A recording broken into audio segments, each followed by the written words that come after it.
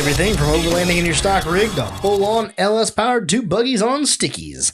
This is the Total Offroad Podcast. I'm your host, Steve. And I'm Ian, and we are here for episode number 42. 42. 42. Yeah, we got a lot of exciting stuff happen this week. You want to start off with your excitement from last Monday? Just Monday. A quickie. What was Monday? Monday, the one we just had. That Monday? About 6 days ago right now? I'm just wondering on what I did that day. It was things that made your life much better. It was was it Monday or Tuesday? Maybe it was a Tuesday. There were a lot of good things that happened. Like your steering. Oh, yeah. Oh, well, we haven't covered that. It was so long ago, I forgot about it. 6 days ago. I've closed and filed the chapter in my life. Finally, Ian has fixed the steering and landed back on jack stands. It's good to meet you, buddy. Yeah. Welcome back. Yeah. One car garage problems. Yeah. Actually, now it's actually legitimately on jack stands because the axle's torn apart. So we're going to presume that you just happened to land with the 2 parts right out of the gate that were just bad out of the box. My Hydro Boost had a bad pressure relief valve. Yep. It was broken. Mm-hmm. And I don't understand it. Something that had to be wrong in that orbital because I didn't do anything else. Put that on. Yep. Send it. So I don't know. And it was good to go. I don't have that whooshing sound anymore. Yep. It steers flawlessly. The brakes are working great. I was really hoping I was going to show up tonight and you were like, oh yeah, it's in the garage. It's all put together. I was going to ask for a ride. Oh. Clearly not going to happen. No, because I tore the axles apart because my shafts were ordered. Mm-hmm. So I tore those down. So those are all apart, ready for some shafts to go in when Brannick gets those to me. Yeah, boy. So did you get both of your orb of tractions done? Just I got one done. One's done. So you need to do the rear? Yep. And the front's done. I set up the gears. What else do you have left to do before the run? Is that it? So that's on my list of things to talk about tonight. Okay. Well, we don't talk about it right now. Well, we can talk about it. Well, we get some other things we can get into. But yeah, not much. Not much. Yeah. You got, looks like you got a stack of review stickers here. I've got a pile of review stickers to go out. All right. To some fine folks. So Thank appreciate you. Oh, you got the names written on the back of it and everything? That way I keep track of who's I've sent out. Yep. Awesome. So they're going out tomorrow. I'll go get those packaged up here Which will be yesterday. Which will be Monday. Monday. I've also got 7 orders for merch. Nice. That I will be finally, thank God, getting out the orders. So they get shipped DHL, which is still a thing, I guess. Right. The guy doesn't show up until like right before 5 o'clock. Really? Yeah. So I left yesterday. Yeah. Friday. No, not yesterday. Good Lord. I left Friday at work and they still hadn't got there. And I'm like, well, they show out for delivery. So this was the flags. Oh, the flags, finally, right. Thank God. Yeah. They got held up an extra day in not shipping, transit, customs coming from, was it like Cincinnati? It was from International to their hub in Cincinnati. Oh, really? Yeah. And I'm like, Jesus. So then I looked at it on Friday before I left and it said they were out with the courier. Nice. So hopefully those should be sitting there waiting for me on Monday morning when I walk in the door. Yeah. And then I can get those all put in the orders. I think I've got like 3 or 4 orders of those flags that have been waiting. Luckily, nobody's yelled at me yet, which is appreciated. But those are done. I will have everything at the TrailRiders run. If you find folks want to pick up your orders there and save on some shipping, you can go on the website. There is a customer pickup or local pickup, or I don't remember what it's called, but there is like a pickup option for your stuff. Mm-hmm. And so if you want to buy it now, that would help me out because I don't have to screw with it. Gotcha. But you can buy it now, and then I can just put in the comments or something like that you'll pick it up there. Works for me. Or shoot me a message. It helps us out too, not having to ship stuff out to. Yeah, like save a little bit of coin. Yep. Saves you money and saves us money. So and everybody will get some merch. All right. So got some new reviews on iTunes. Got 3 new ones, looks like. Well, first one's from the Shitbox Bronco. And the title of this review is Bush. Now we're getting sued. Great. Thanks. Thanks for the review. We'll just it's fine. Bring you under our lawsuit. I don't think they're gonna sue us. Never know. So many people are using Bush. Fucked. They're like, it's free advertising on their part. Or they've just been suing everyone. You never know. I haven't heard about it yet. I mean, you never know. Maybe they're sworn to secrecy in the lawsuit. Oh, they can't say anything. I don't know. I'm not saying it's a conspiracy for Miller, but it could be a thing. Like a really, really, really close friend of mine uses Bush. She might be getting on the daily. She might be paying for it, paying royalties. I don't think she's no. I haven't heard anything about that. It's because she's sworn to secrecy. Bush. Every time she says it, $12. I'll call her and ask her. She says it, she's like, damn it. I'll call her and ask her. Every time she cusses, she has to pay him like $12. So every time you're holding a Bush can, what's that cost you? She says $12. You'd fall out of the chair. I would fall out of the chair. Like, I told you. It's a conspiracy, bro. You knew. It's like, I know shit. Okay, so the review, Bush, says, these guys are down to earth and insightful. This podcast got me listening to podcasts when I couldn't see myself listening to podcasts. It is a definitely recommended to friend type of podcast. Yes, do that. Recommend it to your friends. That has worked out well. Another one, this is a nice short one, so I'll read this real quick, is awesome podcasts. Listen to it when I'm at work or working on my crawler all the time. Love that there's a midweek mini now as well. Yes. Check out those midweek minis if you haven't yet. You will not be sad about it. If you have left a review or have not left a review, shame on you. Shame on you. But if you have left one, just screenshot it and shoot me a message on the podcast, Instagram or Facebook, and I will ship you one of these awesome 5-star review Total Offroad Podcast stickers. 5-star. Yes. 5-star. Custom. These are not for sale. So Mike came over yesterday to drop off his lug nut installation tool, the stud installer. It's like a little bearing deal. You said lug nut installation. I'm like, so like a socket, like a cordless impact. No, like a socket. Okay. It's like, it's the bearing tool to pull the studs through the rotor and the spin or in the hub. They make a tool for that. Oh, it works beautifully. I didn't even scratch the paint. Okay. It was wonderful. I mean, I've never used a tool for that. I've always used an impact on back in the day, and Mike's like, don't use an impact on it. He's like, they're so easy to pull through. There's no need for it. So I locked my rotor in my jaw horse last night, threw the hub on it, and then put the stud up inside, and then started screwing the nut down onto it with this tool. Just took a 3/8 ratchet, an extension, and a 13 millimeters or a 13/16 socket. Yep. Just started turning it. Like there was nothing to it. There's no effort, and all of a sudden it just stops and it's bottomed out. I was like, who knew? Just easy. I was just used a lug nut or a hammer. Well, it's a lug nut, but it's a tool that's a bearing. So there's a bearing on the bottom that sits against your hub. Yeah, so you're not pressing on the hub. And then the top spins. So the lug nut's not grinding against anything. Yeah. It's just spinning on that bearing. And I just use a washer. I've always just put a washer on the lug. This is way better. Bazinga. Or just beat the shit out of them. So Mike brought that over and he was talking about these 5-star review stickers.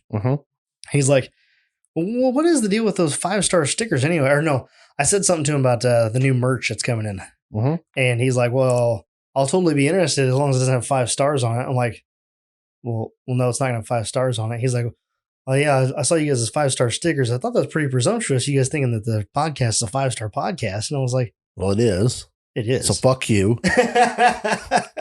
And then he was like, I told him, I was like, no, those are for guys that have left reviews, or listeners that have left reviews. And he was like, oh, that makes more sense. I was like, yep, it sure does. But yes. I get where he's coming from. He's like, if you just made up things like 5-star underneath your total, underneath your names, is it though? Is it? I mean, the ratings say it is. Yep. I guess the rating says 4.9, so we have to like take like a quarter of the star off. You can color in as many stars as you want on that sticker with a Sharpie. You just send out one. Oh yeah, you just take a Sharpie and just black them out. If you don't want to rep at a 5-star and left, you can cry. Hell, you left a 3-star review, so when you get your take sticker, a shit on that sticker for all I care. I don't give a damn. You've left a review, and we appreciate your opinion. If it's bad, let us know. I don't. I'm into that. We're very open about that. Oh shit. So anyway, yep, that is the reviewedness.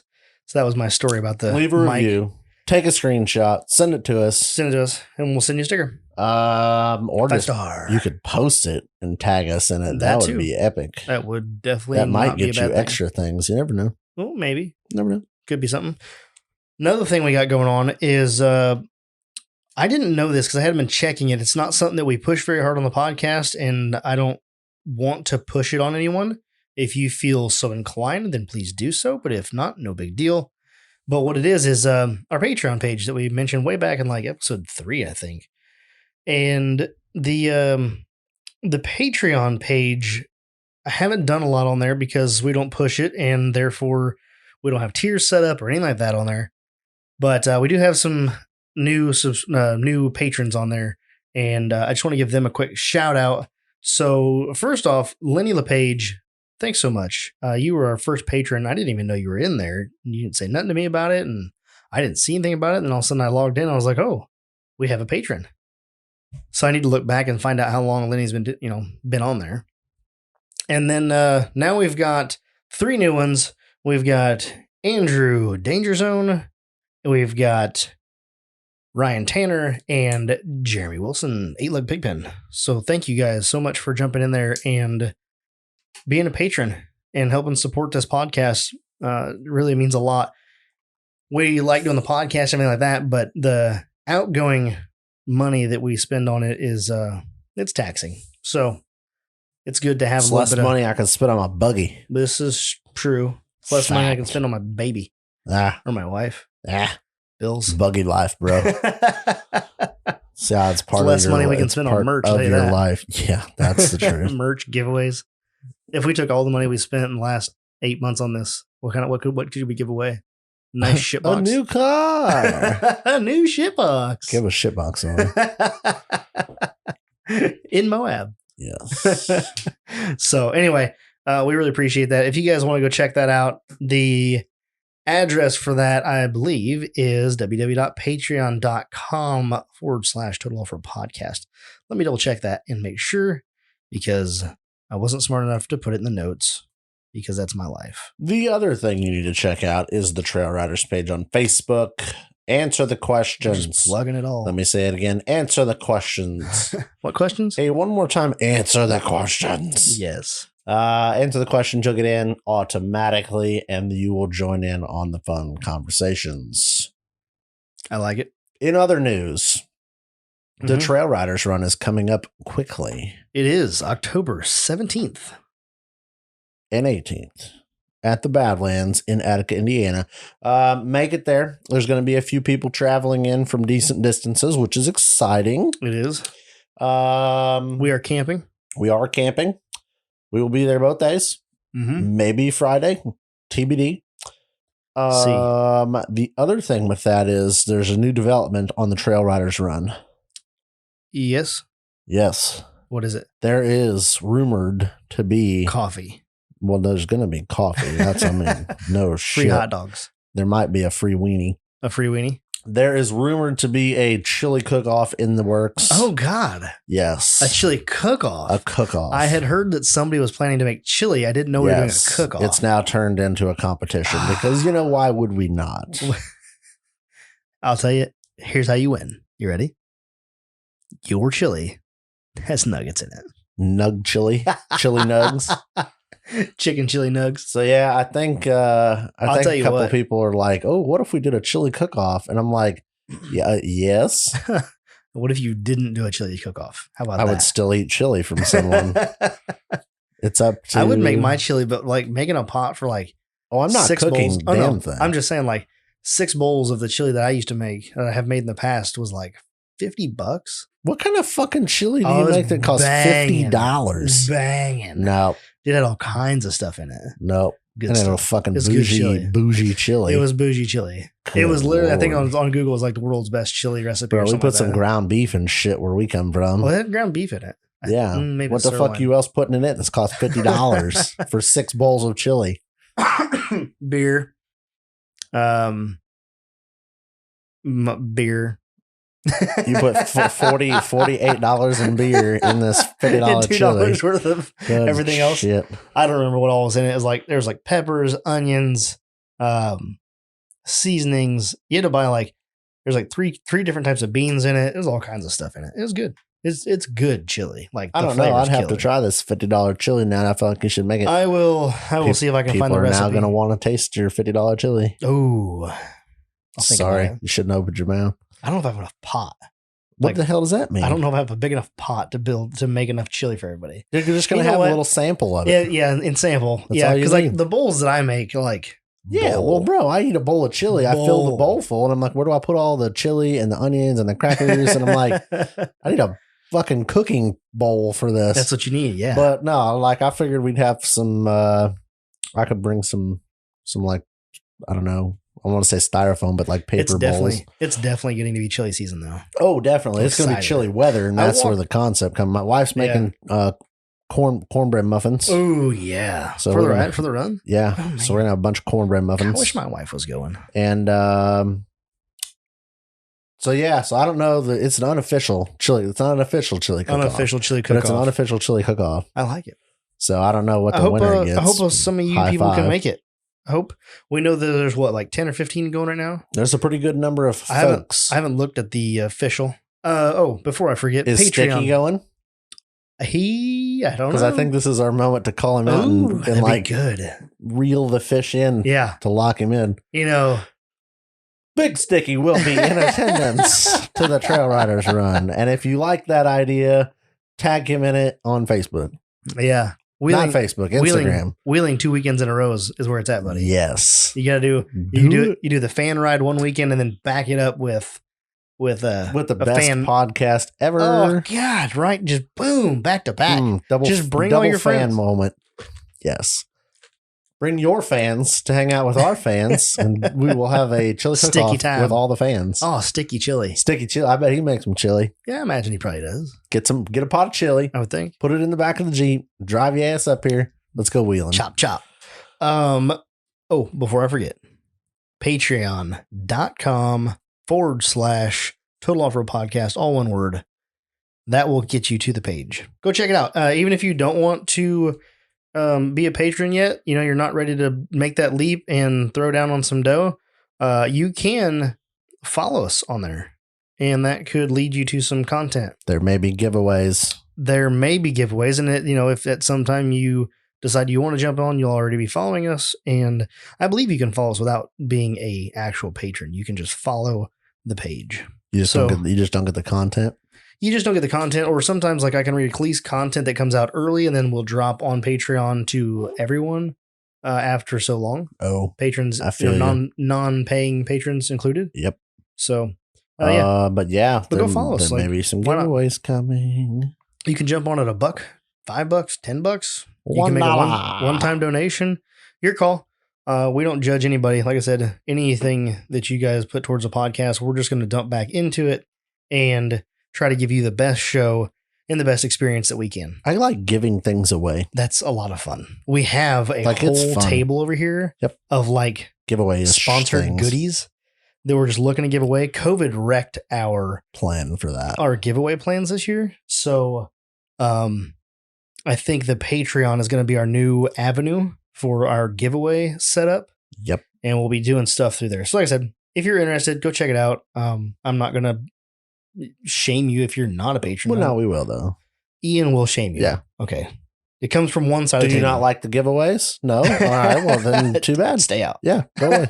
Oh, you don't like the opportunity to win free things? Don't come by. Sorry. We're gonna give away everything. There you go. So that is that. And is there anything else that we need to discuss? Nope. Well, you shouted out about everything. We've shouted the whole thing out. Oh, it's done. New we usually merch. do this at the end, but nobody sticks around all the time. So This is true. It's good to mix it do up. it at the beginning this week. Yeah. And this has been your 20-minute ad for the Total Off-Road Podcast. we're not plugging somebody else's crap. At least this is not like a brought to you by usecaruporium.com. I listened to JRE and it's like first 5 minutes is a straight like advertisement. I'm like, Joe, dude, I don't care. Get to the fucking point. Yeah. Like we're done listening to you talk about whatever it is you're talking about. Yep. The only product I want to hear about is On It, and I don't feel like we get that many On It advertisements on his thing. Mm-hmm. You familiar? Nope. True Brain On It? Never heard of her. It's just a nootropics. I think they call it nootropics. And what the fuck is that? It is a chemical that helps your brain function at like top notch. It's called Red Bull. No, it's definitely not called Red Bull. That's artificial. Nah, it's fine. Same shit. All comes from the same plant. Just wad it up and mix it in. Nootropics drink. Yeah. You can Google it if you want. Yeah. Red Bull. Yeah. It gives you wings in your brain or something. Yeah. Brain wings. Flies your brain to new heights. Gives you an out-of-body experience. Yes. That's a cartoon. It lifts you up to new heights.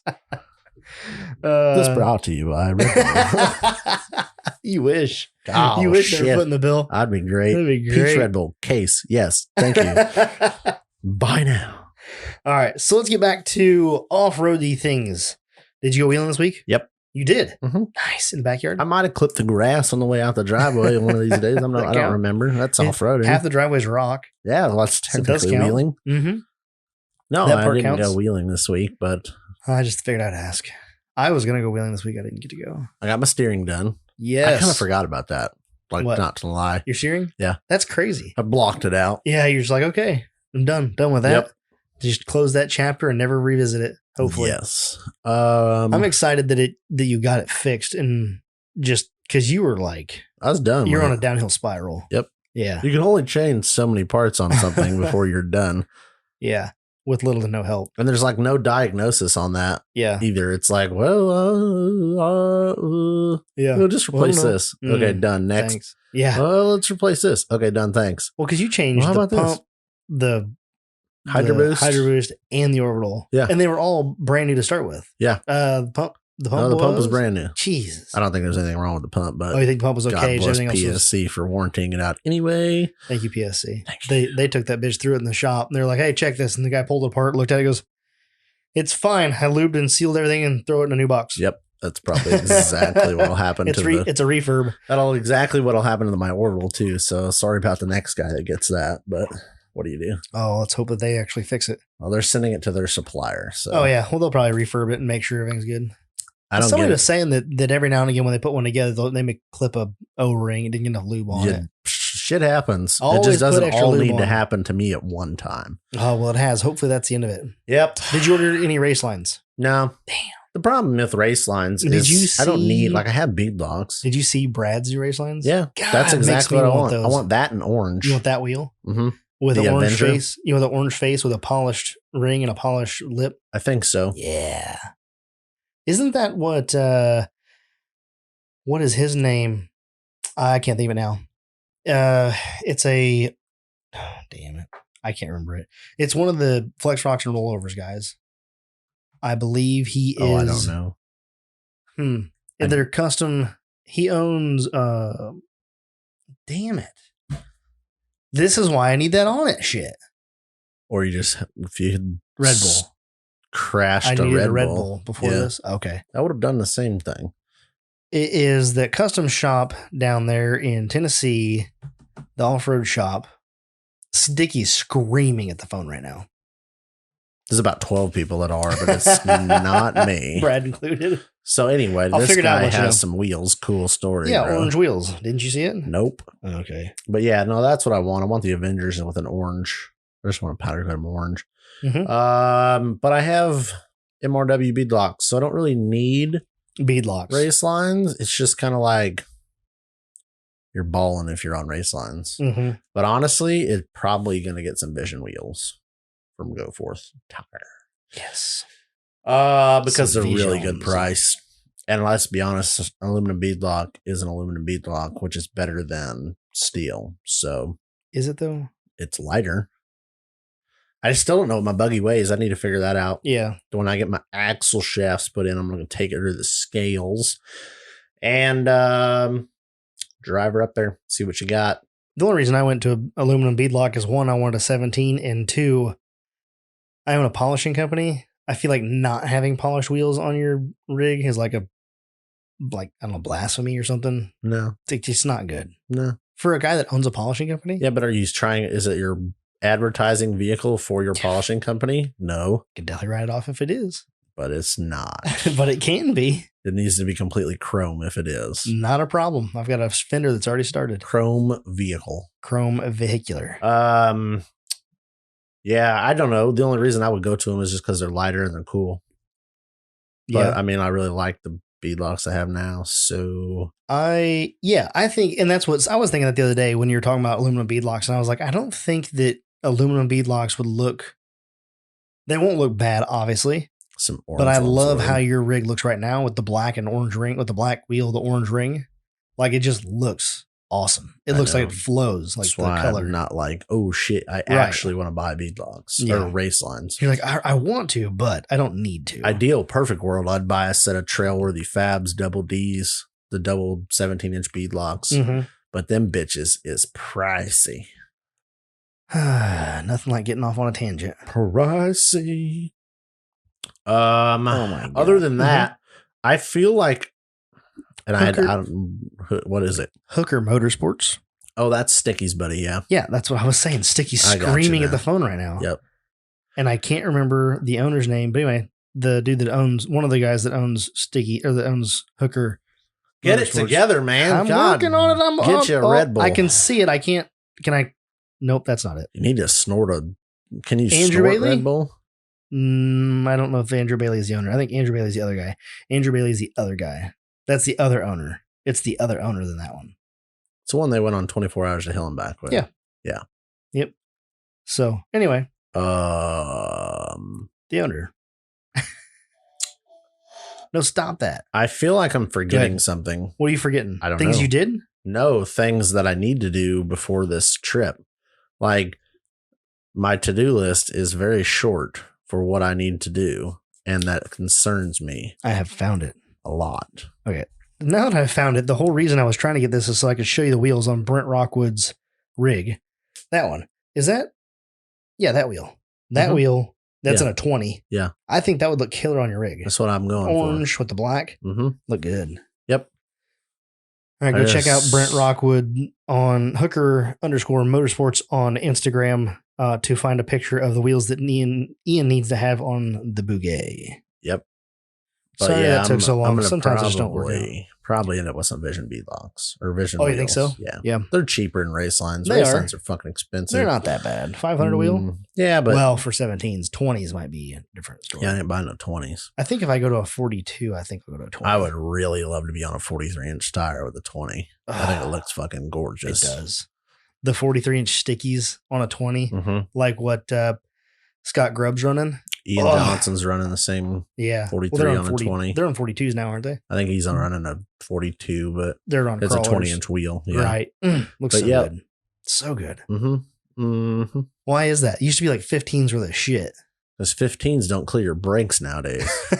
That's something. Like if you're running 15s, you ain't running no big ass brakes. That's this guy. Fact. My brakes clear. My high steer doesn't clear. So yeah. That was my kicker. So like, yeah, if I wanted to make my, you running stock brakes though? Yep.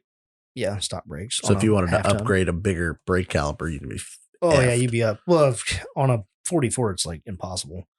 If I ever change up my steering and want to do a double shear setup, like I would like to do on the knuckle I'm currently using, I would have to. I had to be on a 17-inch and then I have to rebuild the knuckle, do it again. But I could only do it on a 17. You could not do double shear high steer with the 15-inch wheel. Gay. It just wouldn't fit. It just where the placement is, it's inside the wheel, the tie rod mount. Gay. It's just life. 1 tons. Well, you could. You should. Someday. Tons. I ain't worried about it right now. Tons. I got dumb money wrapped up in what I got. I feel you there. That's my problem. Is I literally feel like I'm just like, yeah, I'm pretty much about ready to go. I got a few things to tidy up. Right. And then I'm like, what? I just feel like I'm missing something. You have a lot. So you need to get your rig. You need to weld your rear orb of traction. Yep. You need to set your preload, or you set your gears up In the rear or front, whatever. the front's done. You got it all set up just the way you want it. Yep. Nice. So you have to reset the rears. No big deal. That's part of the game.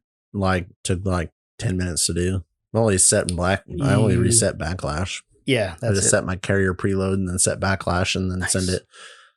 Yeah, so it's how was that easy. after you got done listening to the mini-sode? I don't want to say I didn't do anything different, but I didn't do anything different. Oh, you didn't? No. You're like, okay, that's good. Well, I didn't do gears or anything. So all I did was literally set it, knock the little keepers off, back the adjusters off like a turn on each side. Right. Pull it out, weld the shit out of it, put it back together, put it back in, turn back on each one of them, snug the caps, and was like, yeah, it's going to go a little tighter. So I tightened it up just a little bit more, and yeah, it's done. You're shipped out the door. Yeah. So then you need to, so the front is, the gears are back in the front. All you need to do is slide your shafts in and throw the knuckles back together. And then that's it. That's it. Front drive line's bolted in. Nice. Painted? I didn't paint your shafts? No, I didn't give a shit. God, paint your shafts. Nah. At least put some kind of protective coating on them. Nope. Nothing. Nada. You're a dick. Not a damn thing. You have nothing going on. Nope. I don't need bougie blue drive shafts. Not I need bougie orange. Beef ass drive shafts that don't blow out. You need ones that don't rust. Nice. If I have to pull them back out and whack them off with like a wire wheel or something like that, perfectly fine with that. God, that sounds terrible. When you could just literally roll under it right now and just... Nope. I'm not using spray paint on this bad, Larry. I've been pretty anti-spray paint. Have you? I hate overspray on things that aren't like, especially orange. When you dust black with orange, it looks like crap. Oh. Not when it's supposed to be black. Pearl. Ugh. So I've been like all my links and all my axles and everything are all brushed. It's all brush on Rust-Oleum. Body's obviously Raptor liner. Exhaust was painted by a brush. Yep. Just not trying to get anything oversprayed. No. 10-4. Keep her clean and simple. Yep. I'm just not good with masking. I'm just going to cry the first time I dip mine into a mud puddle. See, and I'm not going to have that problem. I'm going to send it. But, I mean, it would be one thing I'd like to paint eventually, but I'm in the like, I want to put together and like get a reliable run out of it. Yeah. And then go like, okay, maybe I'll pull this shit apart and like paint this or do this or whatever. But I got you. Wipe it down with WD-40. Probably not even going to do that. That'll keep it from rusting. Just going to fucking send it. Oh my God. Send it. I'm going to laugh at you in 5 episodes when you're like, well, I had to sand my whole damn drive shaft so I could get it cleaned up to paint. It'll probably never happen. Like I'll probably never take them out. I'll just, they'll just be full send. Jesus. Anyway. All I'm right. going so for beef. You're pretty well there. That's what I think. The problem is I've never been this ready to like go somewhere beforehand. Yeah. So I'm like, oh, I am working on, so I did one of the bastard packs and I was on the phone with old Danger Zone while I was doing it. I called him up for something and we were just BSing back and forth and I went ahead and did that. He listened to me get shitty with my leaf springs while I was trying to get them put together. That makes it easier. He was like, I could not work on the phone and talk at the same time. I had my headset on. Well, I could not have a conversation and work on something like that. So I got 3 new leaf packs put underneath, or 3 new leaves put under my Rusty's leaf pack that's in there, and got that all squared away. Lifted it up, and it seemed like we're within about 3/4 of an inch ride height from front to rear, so we're pretty good. So the rear is high. The rear is, I think, lower. I think 3/4 of an inch lower. I'm not worried about it. Doesn't phase me a bit. The rear is high. Wait, the front is higher? Yeah. Okay. 4-wheel drive stance. So, yeah, because then by the time you put is it full of fuel now? It's probably got half tank or something. Yeah, by the time you fill it up with fuel and put all your stuff in the back. Yeah, it'll have a good squat with Caroline in it. Oh boy, you're gonna be. That's why we have adjustability. That's why we can adjust the shackles. Can tune it all. Yep, the shackles got 2.5 inch of adjustment in them. So anyway, I did that. Started on that pack. I need to get the other pack put together. I've got the new hubs, or not new hubs, but the refurbished bougie hubs and rotors that Mike turned for me. Those are all mounted back together now and painted so they don't rust up because I'm tired of rust. And I bought a race driver kit today, so I will be putting those together tomorrow. Getting my races. Buy that from? Harbor Freight. $39.99 plus a 20% discount. Because if you go to Harbor Freight and you don't get on your phone and type on Google 20% Harbor Freight 20% coupon or 20 coupon, do that. I don't. Why? Anytime I go there to buy stuff for work, I don't use a coupon. Really? Yeah. Just because you fuck work? I don't really know why. You just forget. But it's one of those like I could give zero fucks less at that time because usually I'm like, I need this now. And I'm not talking like I need it for work. I'm talking like, hell, we tried to go there the other day, buy a couple pallet jacks because we needed to rent a couple pallet jacks. So we're like, dude, I need pallet jacks. He's like, well, I only have one. I'm like, I need two. It's like, well, I only have one. I'm like, all right, good. Send me the display. No, I can't do that. I'm like, what if I pay extra for the display? No, I can't do that. I'm like, all right, well, then you're no use to me. All right, where's the next Harbor Freight? Yeah. So I was like, but like, I don't use the 20% off coupon when work buys. Right, when work buys. But like when I buy, you're damn that's right. What I'm saying. Like when Google that, and I got like my free tape measure. And I'd like my free tape measure. Their tape measures are pimp, and they give them away for free. I would like my free stapler. Yes. I believe you have my stapler. I believe you have my free stapler. So anyway, I got my race driver. Someone put new bearings in that. I'm very stoked. Last night I took the bearing on the backside of the spindle, that shit bearing that always turns to rust. One was already trashed out. The other one was all solid dirt and rust with the bearing still in it. Shouldn't have a bearing, period. But well, that's my opinion. I cut mine out with a file because I didn't have a saw blade that could get in there. Yep. And did that, peeled it all out of there. And oh no, you know what? I used a file on the one that was trashed because it was real thin already. The other one I couldn't get the file to bite in on it because it's so hard. Okay. The outer race was so hard. Yep. I took my that M12 die grinder that I bought, that Milwaukee. I put a 60 grit 1x1 drum sander on there. And a little flap sander. And sended it. 60 grit. The thing went through there in like less than 30 seconds. Just clean down through it. I was like, there we go. That'll do. Yep. And so did that, popped the races out, and pressed in my new the Teflon. Teflon, whatever they are. I think they're Delrin. But yeah. Yep. The new bushings. Yep. New bushings from Wild Horses. I don't know who in the flying F would not. Do you lube those? I put a little lube on. What do you use for lube? I don't know, just any kind of oil grease? Or some white lithium grease, or really just anything just to get it to slide in. Because I just feel like mine fit loose enough that they don't like. It's not like a tight fit. I had to take like a punch and just kind of like ding ding ding ding to tap mine in, I believe. Oh, to put yours into the spindle. No, I meant the axle shaft. Oh, do you lube the axle shaft? Yeah, I mean, why wouldn't you? You put just a grease on it. Drop a fucking gear lube or two on the lines will help it. I mean, it's not going to matter because it's all going on fluid anyway. Not those. Are you talking about where the axle shaft goes into the carrier? No. What are you talking about? I'm talking about where the axle shaft goes through the spindle. Oh, on that bushing? On that bushing. No. Nothing's gonna stay there. I shouldn't know if you put any grease on it or like that to just extra lubricant. No. I'm gonna ask Derek to see what he does.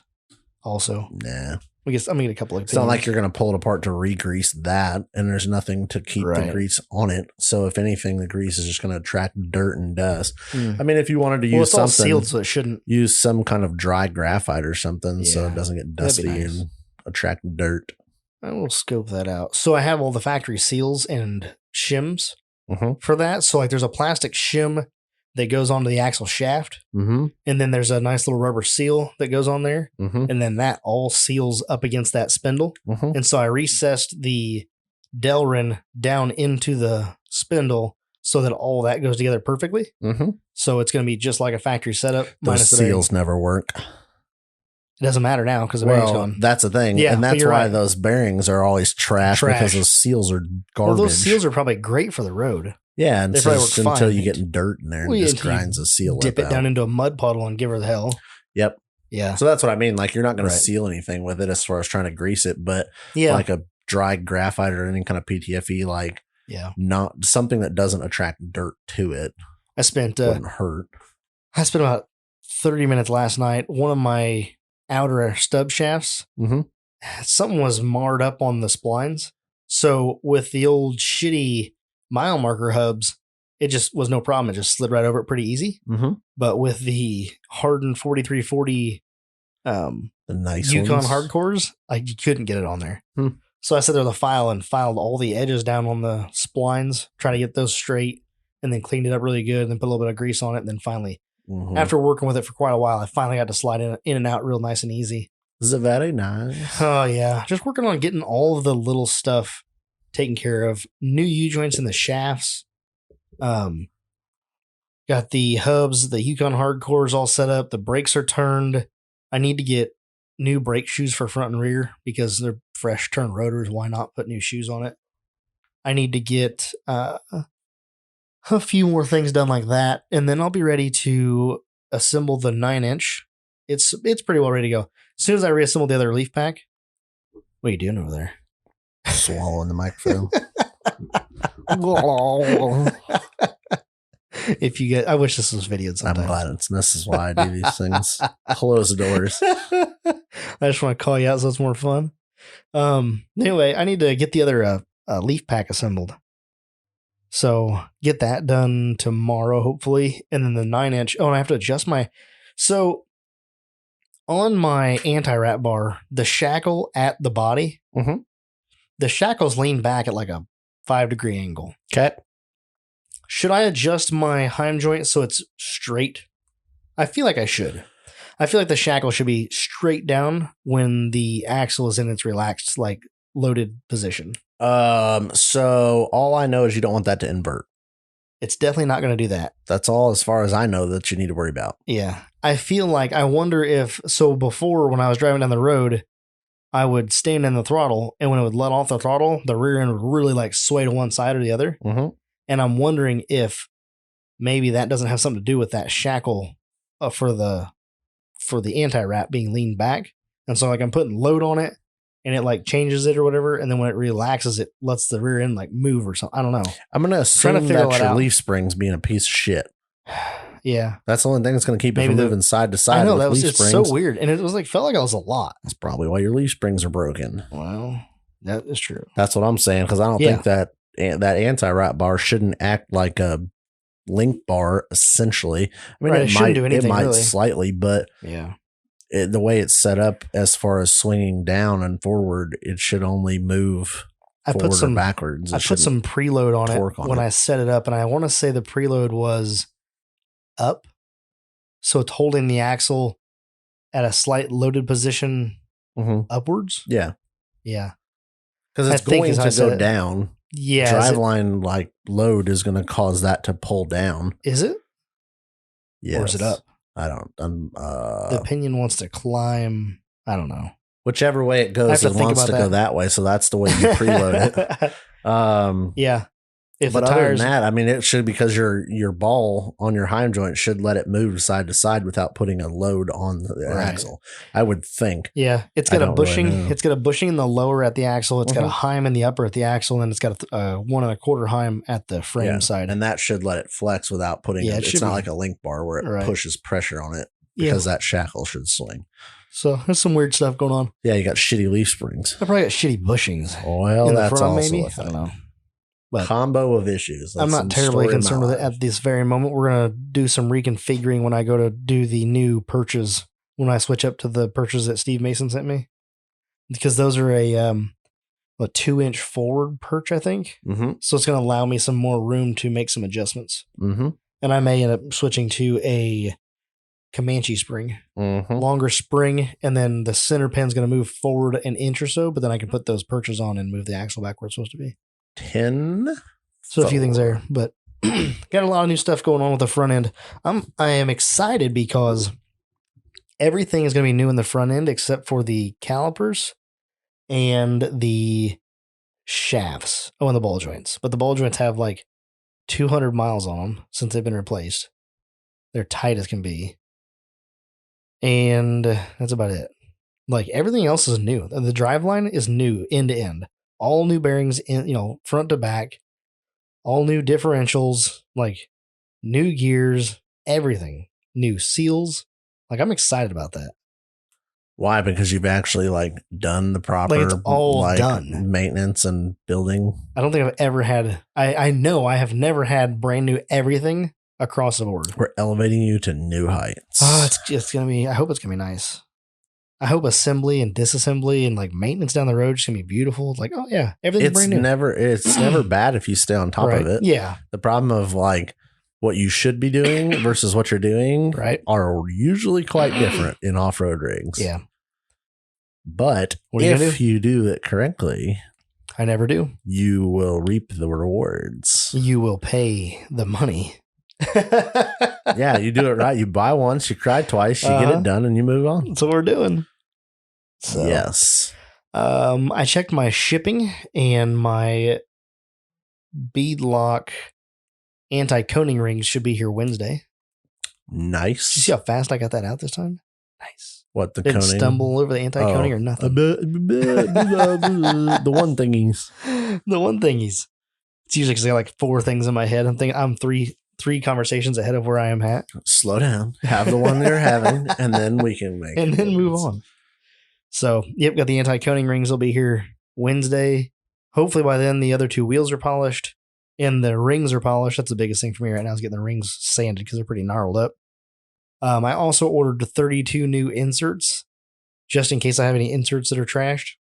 You think you're going to have 32 of them trashed? They come in a box. Oh. Yeah, it's come in a box of 32. I was like, so 32 seems a very like one entire I might wheel. have 1 or 2 bad. No, like, bro, you got problems if you need to replace 32. I figured better to have some on hand than not.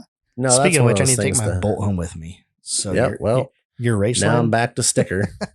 Yep. See, I knew it was coming. I knew it was just a matter of let's rile me up. There it is. Yeah, I need to. It's gone.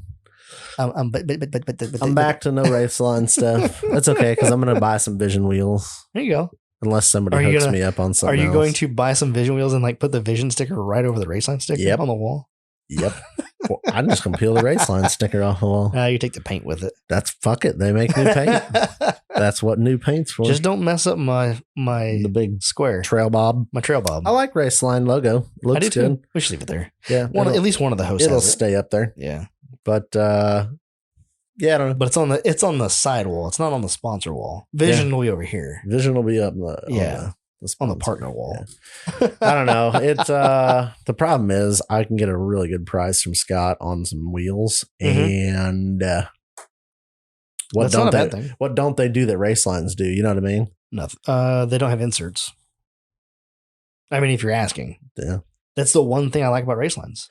You strip out an insert, you just knock it out and throw a new one in. Versus you strip out a wheel and you're like, well, so I would retap that, put a helicoil in it. I don't know how Visions are to be off the top of my head. I don't either. Check it out. Let me see. I'm looking it up because I know my MRW beadlocks are a nut insert, threaded insert. Yeah. So I need to. Those make torque and wheels or torque and beadlocks so much better than holding a damn wrench on the bottom side like my 15s. Yep. Oh, my DIYs are terrible. I'll actually do the torque sequence on those. Never again. If I ever do another set of DIYs before I put the ring on, I'm going to weld the nuts to the backside. Yeah.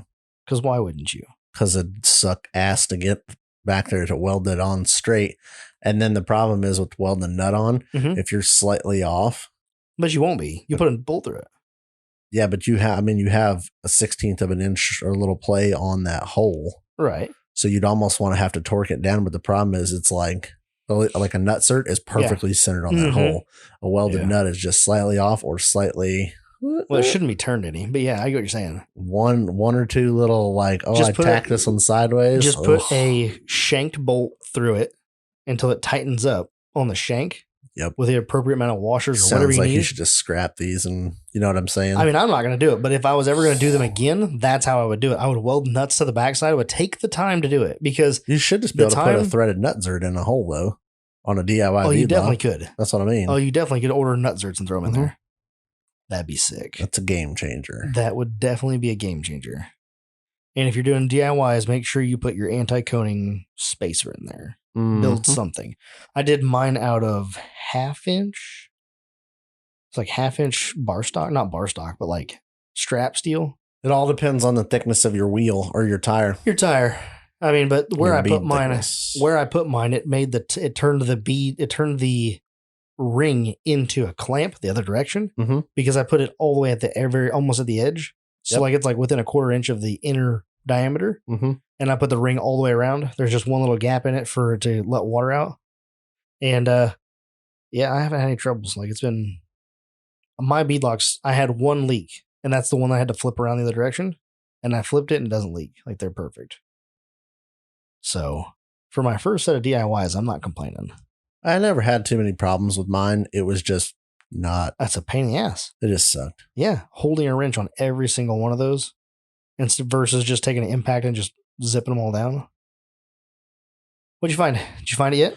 I have a photograph Of the Visions without a beadlock ring, without the ring on them? It's got both of these pictures have Photograph. I don't want your photo. Okay. So I don't know. I will continue looking while You've you not found it ramble yet? on about something else. I need to install all of my plumbing. For? Air lockers. So that's on the so list. you just have to do the airlines. I have to run the airlines. I have to find out how I'm running my airlines. Very easily. Okay. I hope so. I'm going to run the airlines probably down the link bars is probably my thought on it. So I'll run them down there, and then I will run them to wherever I decide to put the valves, and which I think is going to be inside, back in the back, up above the driver's side behind the rear seat. I think is where I'm going to put everything. It's all going to be back there, kind of self-contained, so to speak. I have not figured out where to mount that air tank. Under the vehicle? I don't think I thought about that, but I think the 9-inch will hit it. I don't know. So I don't have a way to like load it down to the bump stops, so to speak. So I don't know if it'll fit. I have a spot underneath the vehicle, like where the rear end would have been if it was like in a stock position, and I could like mount it up there onto the floor. It would work, but I'm just worried about the tank being too big and getting hit by something. You'll have that. It'll let you know when As you do you that. hit it. That would suck. So still work on that. The other option I have is to make like a bracket and just mount it inside up in the back corner. On the driver's side at the D pillar back by the hatch. I can mount it up there pretty easy. I feel you. So that's one other option. So those are things I'm considering. So do you have all the things to get that done? I need a compressor. But you said you ordered that. I'm gonna need some fittings, which that shouldn't be too bad. I only need a couple fittings. And actually I have a handful of fittings from the factory zip locker. And there's 4 fittings there that I'm not going to use. So once I take all those out, I'll be able to install the new airlines, and I will have extra, but they're pretty small. So I mean, I don't know if I use them or not. Anyway, I need some I'm probably going to use 1/4 inch airline going to the valves. I need to get 100 PSI. I need to get a gauge and 100 PSI pressure switch. Pressure switch. Over 100 PSI will blow the lockers out. Nice. Yeah, you don't want that. No, sir. So I either need a regulator between the tank and the valves, or I need the pressure to shut off at the tank at 100 PSI. See, I would regulate it coming out of the tank to your lockers. Would you? And just run the tank up to 150? Yep. And then that way when you use the tank to air up tires, you get 150 pounds? Yep. Kind of thought about that. Yep. So, because if I don't know which compressor you ordered, but I know like my compressor will build up air and then shut itself off when it hits whatever PSI. 400C. I don't think it's an auto. Yours is yours a portable? But it's an auto. Well, it's not portable now, but you mounted it, but it was a portable. Mm-hmm. I didn't feel like spending the extra like $75. It's nice because it shuts itself off. That's fine, but so I can you don't buy have a pressure switch for $15. I just don't have to do it. Yeah, it's dope. It's already in there, so it keeps her in a constant pressure. So a pressure switch, it same will. concept. It's just less. Yours is integrated. Yep. Mm-hmm. Yeah, it works pretty good. Does it? Yep. It's nice. Do you have a tank at all? Mm-mm. No. You know what, Matt? I was talking to Matt the other day about a tank. I was like, where the hell am I going to mount this tank? I'm rolling around in the Jeep. He goes, in your sliders? I was like, well, there's a fucking novel concept. When I put my sliders on, tap them, and just build the tubes, like make the tubes the tank. Yeah, no, yeah, it's a That'd be thing. beautiful. That would be beautiful. How much volume is that going to hold? Plenty. No. What do you mean? No. What do you They're use? like An 1 3/4 tube? No, they're 2x6 rectangle. Oh. And they're gonna be like 6+ feet long, each of them. I've seen a video once. A guy had a bumper, like a tube bumper. And he used it as a tank. And it blew up when it blew up. Yeah, he hit a rock and it pierced it and went. Whoops. Yeah. That's the only downside. It just seems like a lot of fucking around for. It could be. It's just nice. You won't have to have a tank. Like your tank is your sliders. Integrated. Yep. So it's something to think about later. It's an option. It is. It is an option. I'm about to give up on this wheel search. You haven't found it yet? No, every picture has a picture with the wheels on it. And I don't want to watch this video. I found a couple videos. Oh, have you? But you don't want to watch it while we're podcasting? No, I don't prefer to while do we're that. podcasting. I don't know. Fuck it. I'll just go buy another wheel. Fuck it up. Are you ready to go four-wheeling? My to-do list says yes, but my heart says no. So I don't know what to do with my hands. I kind of want to ask what your fears are about going, but at the same time, like, I don't know if I want to like go down that rabbit hole. Oh, so like, I don't know if I want to like put that in your head. That's because it's not. You know what I'm saying? There. My fears with this trip are like concerns with the rig on this trip. Right. Is something not being done that could have been done that you're like just completely overlooked? Yeah, something ignorantly stupid. Yeah, because I've had time now to sit here and go. I don't know what to do. Yeah. Well, that's the thing. When you're looking at a project that big and you're trying to check all the boxes, you're like, it's pretty easy to step over a box. And that's what I'm trying to avoid doing. Yeah. That's going to be one of those things. That's the one thing. Yeah. That's going to be one of those things where you almost need to like a few days beforehand, like get it out of the garage, warm it up to operating temperature, drive it around the block, try to flex it out on whatever, like the tree out front or whatever. Just try to pull it up on that. Like, what here do I need to like, something you'll notice. You'll just notice it by being in it. Secretly. I may be going to the Badlands a day early. Oh, you might run over Friday? Yeah. Yeah. You going to go hang out with Chris? Yes. Let me know if you decide to do that. Because I would like to have a little bit of it. My biggest buffer? fear with the whole thing is I get over there and I do something because I don't feel like, honestly, you can shake down an off-road rig until you drive around off-road for an hour or two. Right. That really is the shit. And you'll quickly go, oh, I need to do this. The only issue I had I had two issues at Oklahoma that I ran into from driving it around. Mm-hmm. One was a link bar came loose, like one of the jam nuts. I don't know if I missed it or whatever, but it was loose. So I ended up having to tighten that up. And then I got this like odd clunk in the rear drive line and I was like, So I got back and was looking it over. What was it? And I forgot to put a washer on the top of the bushing for the carrier bearing. So it had pulled the top of the bolt into the bushing. I think you told me so it was just flexing just a little bit. So I was like, oh, no problem. I will fix that real quick. So I threw a washer on that. But like, I don't want something like that to keep me from wheeling. If that's as simple as the fix is. So I might be going over there a little bit early just to put a little time on it and drive around and kind of not really even do much with it other than put some runtime on it.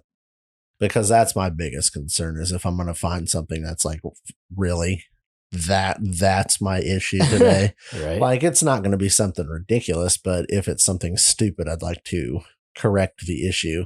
But then I'm like, why not just do that Saturday? So I don't know what I'm going to do. Yeah, that's understandable. I don't have any intentions of going out and like beating the living shit out of this thing this weekend.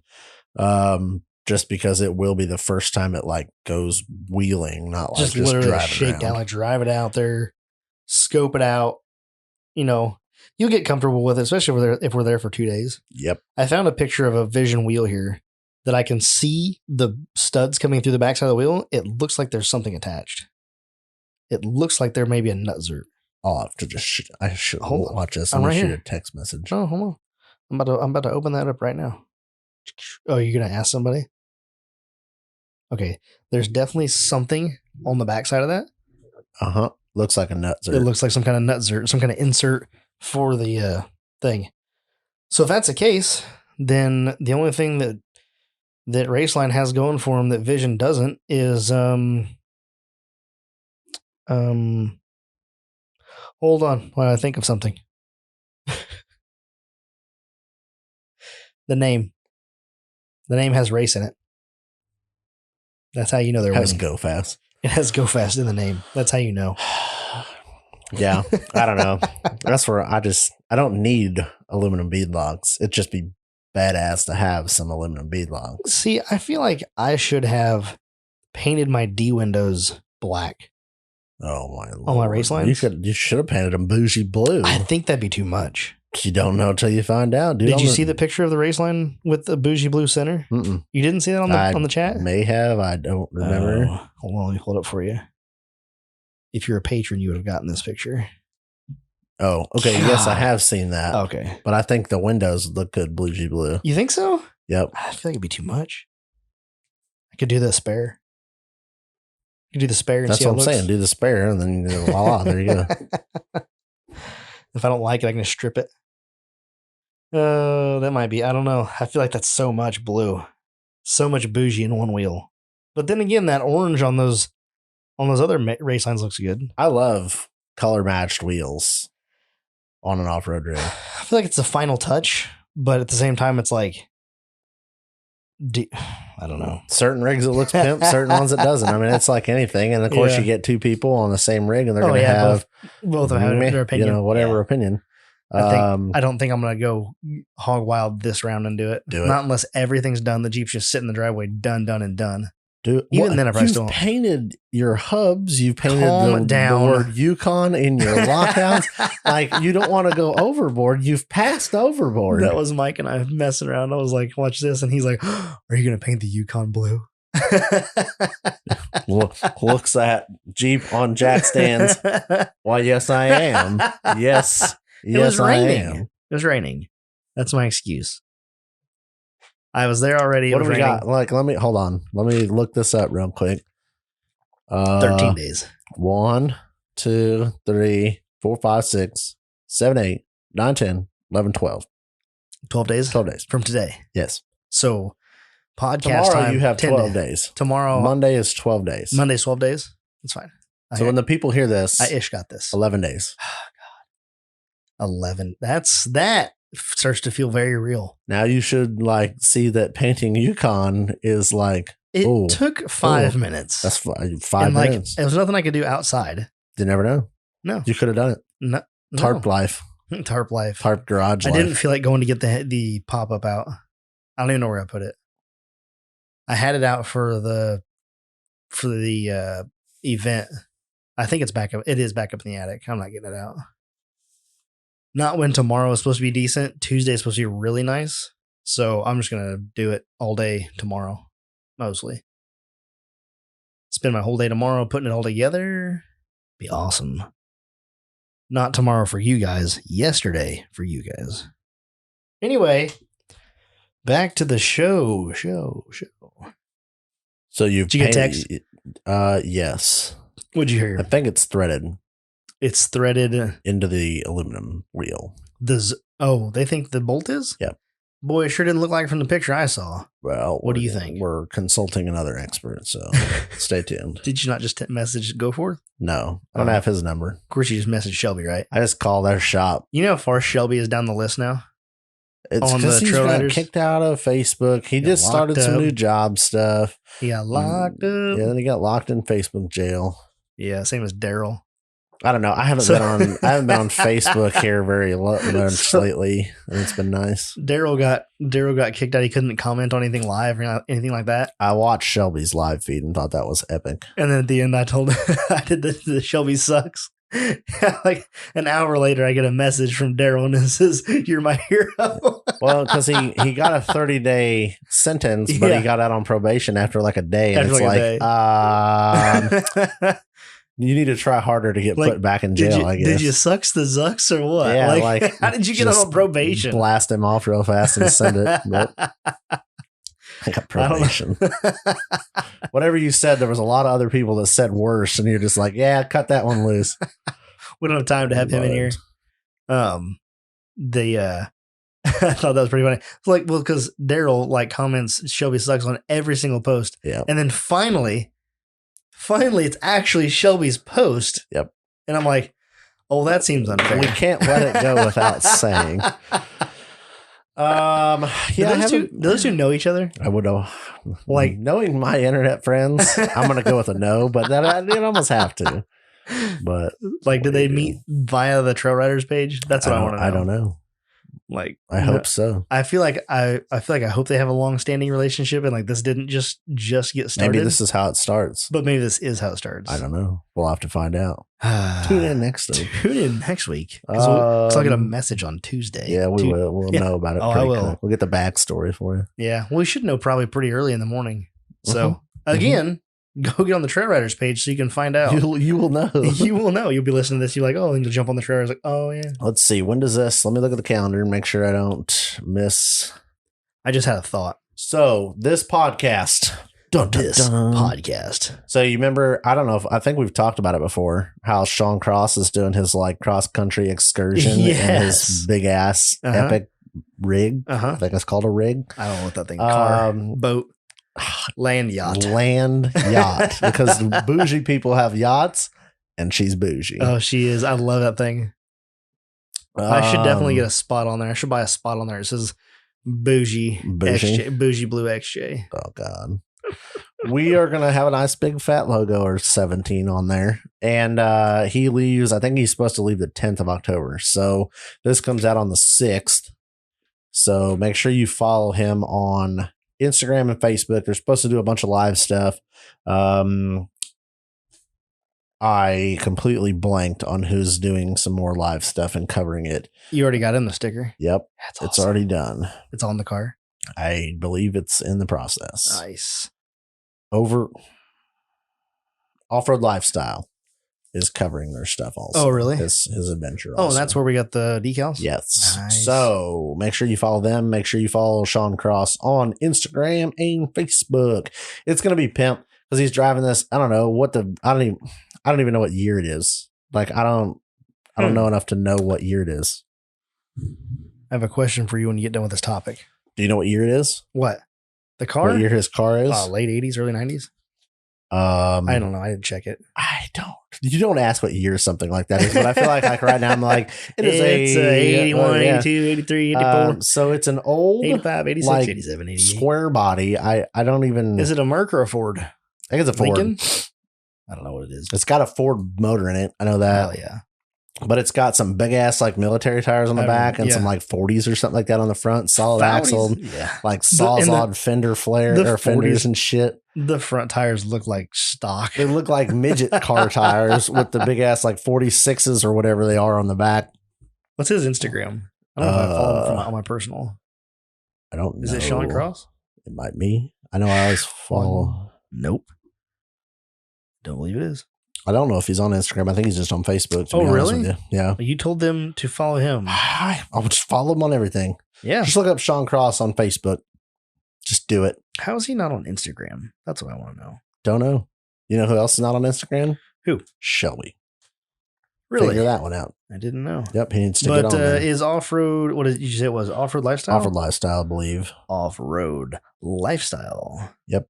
But he's going to drive it across the country on the streets and no trailer. It's going to be pimp. It's going to be literally pimp. Mm-hmm. So follow along. It's going to be wild to see that. It's going to be so cool. Like every 12 foot he gets pulled over. Like, I don't even know where to start with this. Every 12 feet. Okay, so off.road.lifestyle on Instagram. Is this it? That look familiar? Yes. Okay. So that's where you can follow it. He has looks like good race coverage from a lot of the hill killing events, the bouncer racing events.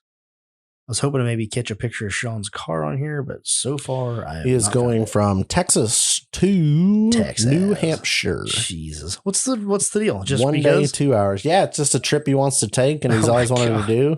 And he's rolling out in this pimp-tistical car. Ridiculous. I love it so much. When I first saw it, I'm like, yes.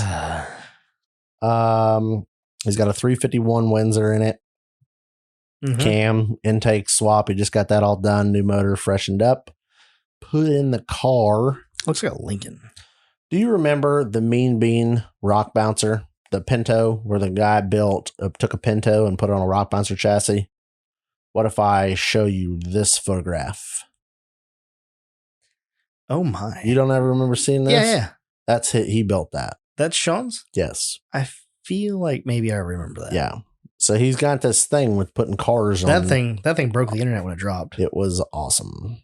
It looks like the grill says Mercury, but I can't tell. Either way, it's one of those varieties. I don't know what that thing is. Is it really 40s up front? Or are they 37s? They're either 37s or 40s. Yeah, it might be 37s. They kind of look, I don't know. Either way, the back tires are so big.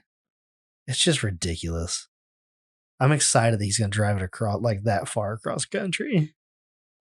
Yeah, like Google Maps, it's like 1 day, 2 hours of drive time. Oh, geez. I don't know if he has like a goal on how long it's going to take him or what his, if he's going to like Mercury Grand Marquis. Run it. I can't give you the year, but that is what it is. And this thing is so it's fucking awesome. It's just like thrown together and done, and here you go. But you got to cut so much of the rear body to make that tire fit, because I mean, like, it goes off road. He's taking it off road. Oh yeah, did they run Gambler with it?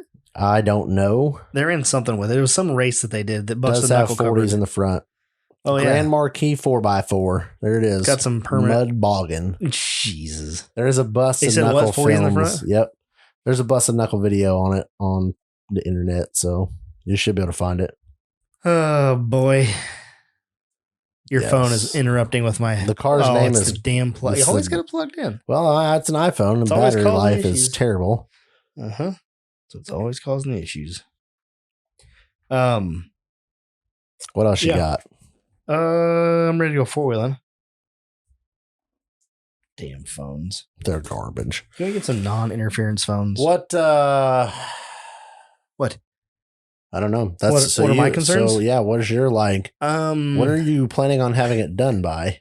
First of all, as soon as possible. Okay, that's a great deadline. If when this comes out, if it's on wheels, well, it won't be on wheels because I won't have my my anti-coating spacers yet. See, but as soon as they come in, reality, I'm gonna mount it. Okay. So hopefully by Friday. Okay. So 1 week in advance, 7 days early, I would be ideal if it was completed. So like legit, your lockers and plumbed, like switches. You got to bleed your brakes still. Nope, brakes never came apart. Oh really? Yep.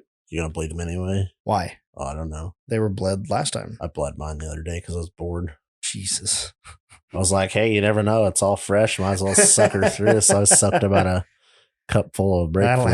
I don't have a sucker deal. So, no, I bled mine quite a bit. I don't know when, but before. Okay. They seemed to work last time I had it out. It like locked the brakes up pretty good. So my goal is when the rings show up Wednesday to get it all mounted Wednesday and get it on there, because I need to go out and flex it out with the new springs and find out how much I need to cut out of the rear quarters. Yep. To make it clear. Because 40s and the 38s were just like a RCH from hitting.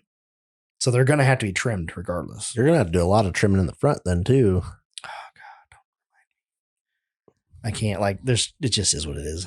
Shouldn't have this big 40 fetish and then you would have a fenderless Jeep.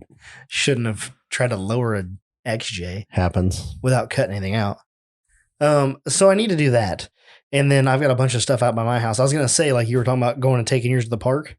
You could literally throw yours on the trailer, bring it out to my house, and there's ditches out there that you could fully flex it in. Like, for sure. There are some gnarly ditches. To take it to work. Yeah, just do it with a forklift or whatever? Yep. Yeah. That way you can sit there and look at it and not be. In in a ditch, In a trying to ditch. get between it and underneath of it. Yep. Not a bad idea. And then you can get your Dement. You can check out and see what that looks like. But I don't know, man. I don't know. I feel like I'm forgetting something. you can Or I take two feel like forklifts something's and gonna happen. you can take two forklifts and make like an RTI trailer. Pick it up on both ends. That's really the best way to do it because then you can fully get the full weight on the springs. I do need to it makes change for my awesome spring pictures. rate in the front. I'm going from a Are you gonna do 250, that? a Like 150 you're- over 250 to a 250 over 250. You already got the spring? No, I need to order them. The only issue, here's my You got problem. 11 days, bud. Well, so right now the threaded spacer or the threaded adjusters are just slid real far down the shaft. It'll work for So now. I think it's going to work. Mhm. It's just not Would've been ideal. nice. Yeah. But I mean, like, I'm not doing any high speed you- race shit with it this weekend. Can So you order I might just order my springs tomorrow. And can you just order springs tomorrow? They'll be here late this week, provided Yeah. that they don't mess it up again. again. And then worst case scenario, you just bring them with you. Yeah. We run it Friday or run it Saturday. Decide you want to change them out and just basically test and tune. Oh yeah. No, it's definitely an option. But I just don't think it's. I don't want to say not necessary, but it's one thing that it could be like. Probably should, just so I know what it does with that spring on it. That'd be nice. You can But- reset everything up. Yeah. Yeah. Did you get your door cards put in? Yep. They Did were you? on before I went to Oklahoma. Oh, really? Nice. I remember you picking them up from Jake, but I didn't remember if you had put them in yet or not. Yep. How does that feel sitting in there with all the interior back in it? Feels like home. Does it? Feels like home. Got a headliner. I got the visors. Nice. Got Oh, the door yeah. cards. Nice. Mm-hmm. Yeah, Total Offroad Podcast sticker across the windshield. Yeah. Nope. Should get on that. Shit. Should make that a I don't thing. want to advertise for those idiots. Fuck dude, Gath. I don't think I actually have one sticker on the entire rig, other than the big at flag. dime piece buggy Oh, on it with the Instagram like handle sticker legit things. no stickers. Ain't nobody paying for my shit but me, buddy. This is true. It's your podcast. Yeah. Mhm. So what do you do? Mm-hmm. Sponsorship available. Please contact within. Yes. Is this Bush? Yes. Is this Anheuser-Busch? We're going to need you to repaint your vehicle silver and blue. I will have it done tomorrow. Thank you. Yeah, I got extra wrapper sitting on the shelf. Yeah, I'll just tint it. I Get it do tinted. Can you have send me a the- few wrapper. Can you send me the cans. code for the blue? They're like, no, we will have that dropped They off. send you the code. It's the same code as Bougie Blue. Yeah, I would. I would. You're like, do you know, it. Brandon, you know what? I don't need a sponsorship. Sorry. Yep, I don't need you. You can just get the fuck out of here. This is our new can color. We're changing our entire brand. I'm like, well, your shit's about to go in the dumpster, so thanks for coming. Nobody cares. I don't know. That's I might take an great. RC car with me too to fart around in the campgrounds with tonight. Yeah, that'd be nice. I don't know. I'm gonna sit by the campfire and try to stay warm. It's gonna be so. I was looking at the forecast. Of course, obviously, it's still 10, 12 days out, but the forecast right now is showing decent weather. Mm-hmm. Chill, cooler in the evening, but decent in the daytime. Good chili cook-off weather. Oh yeah. I wish there would be like I don't know. There was literally like 2 people talking about it. So I'm hoping this like drums Oh, it you want up. to drum it up? But like, how cool would it be to have like Chili. I don't know, cook 6 or 7 different people that like Show make with their chili. chili and be like, I love different. Everybody has like chili is one of those things. It's It's so like it's so great. this is my family's chili, and Yeah. you're like, cool. I would like to try it all. It's so great until Sunday. You're on the trail. You're like, oh god, I shouldn't ate all that chili. That's fine. I shit in the woods. It's not the first time. You're gonna eat chili anyway. You might as well eat 7 different kinds of chili. You You're know not what I mean? wrong. Yeah. There Till was- that one guy's like, it ain't hot at all, and you like put it in your mouth and just you turn into a ball of fire. Yeah, what happens? What do you make this with? Oh, it's all ghost pepper all extract. those peppers, and you're like, thank you for burning my asshole later.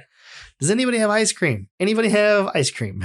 I totally forgot to make a reservation for the campsite Oh, me too. up until like the other day, still so don't it's have one. done. There was plenty of them available. Or did you get one in order with the crawler boys? I don't know. I just went down the list until I got one that was available and was like, Oh, done. really? The campground is so They're on small. 34. I can look at them. I think it's like 45 or something like Oh, that, or boy. 40 something. Not too close, but close enough. You can yell You can across boot- the entire campground. You can so, boogie over there. Yeah, I'd probably walk over there, to be honest Probably. with you. It's And I don't walk far distances, but it'll be on the opposite ends. I think I don't know.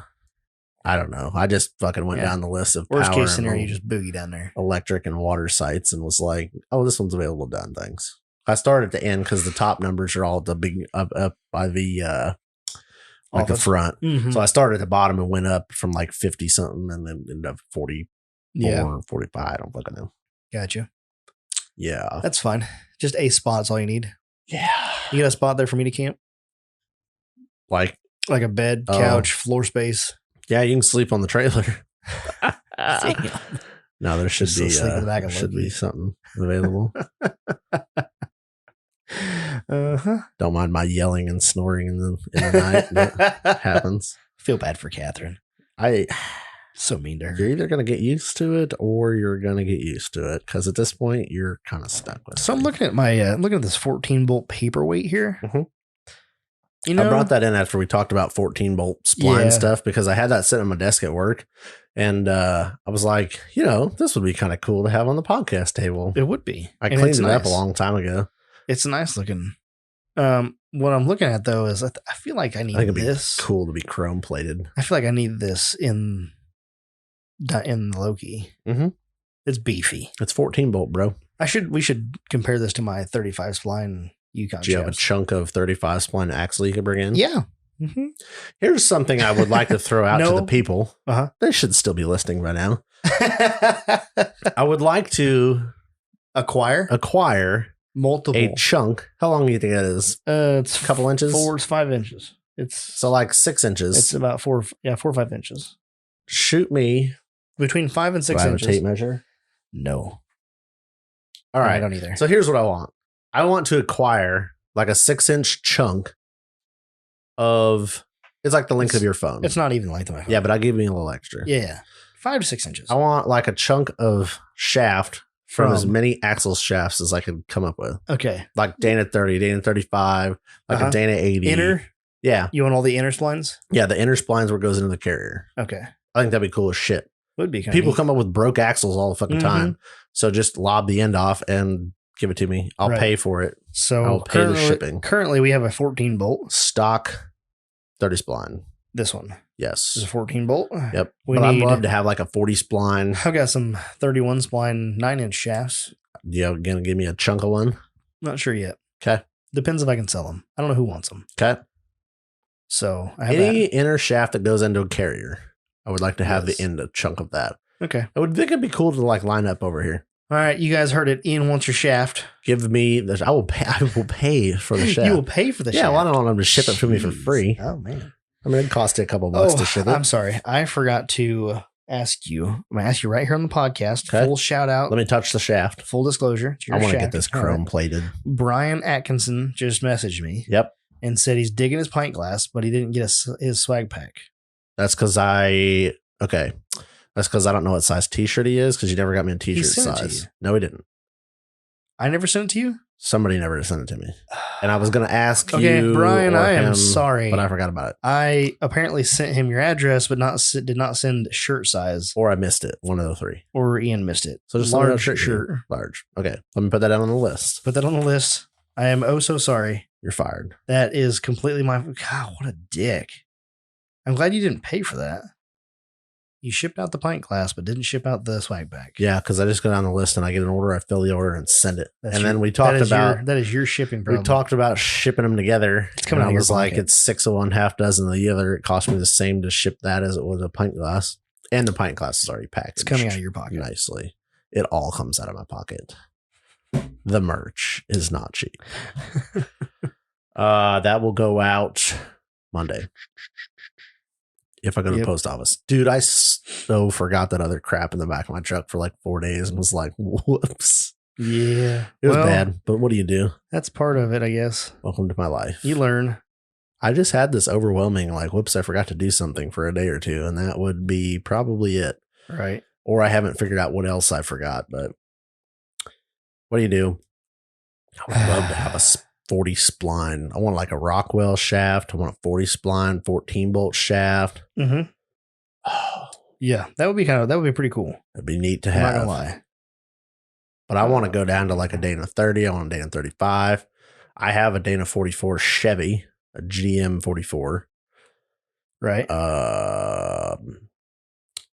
stock Dana 60. Everybody's broken a shaft, so I'm sure you have broken shafts sitting around. So somebody should ship me the inner chunk of them. Well, I am looking through here, and I sure don't see where I sent you a text message saying that the shirt size. So I would have just said that you is did on my and fault. Blame me for it. I should have. I would have. No, I got to take the blame. Nah. Brian, I'm sorry, it's my fault. Oh, I'll text you right now and tell you that. I'll send you a message. 3 days later, he's like, "What the hell?" He's like, "God, Dick." Speaking of, we got t-shirts. The flags are now here. Pint glasses are back in stock. New glasses are coming. That's all I'm going to say. They're pimp. I might have to buy one. Oh, I'm definitely buying one. I will have one on my in my possession. Maybe I should order more of them. Back and order more later. Yeah, you should have. The people are going to love them. You should order more. All of them. 70. People keep buying shit. I'm gonna keep coming up with cool merchandise things. That's cool. I'm not opposed. I would love to have like different cool merch. Like you get to the end of the podcast, say like 3 years from now, and you just have all this like cool merch shit floating around. Yep. That you have acquired over the years. Time. Yeah. Yep. That'd be awesome. I just like coming up with cool new ideas and like, oh, this is so cool. I'm ready to go wheeling so we have some content. We're going to have some content in 11 days. Other than me painting my hubs bougie blue. Yeah, that happened. So, hey, you got to do it. So your goal is to, by the next podcast, you're going to be driving. Yep.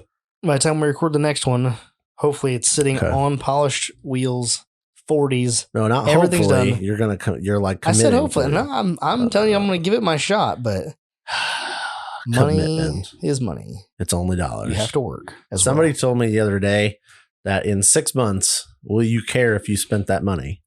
No. And I will go, no, but that doesn't make it easy. That's a horrible financial concept because if I lived every day like I won't give a fucking 6 months, I'd be broke yesterday. You know, like, dude, that was terrible advice. Well, they say like in 6 months, will you remember if you spent that money or whatever? Will you feel it? Yeah. And no, you won't, but that doesn't mean that doesn't make it available today. Yes. You know what I'm saying? Like it will be bad. If you don't have it, you don't have it.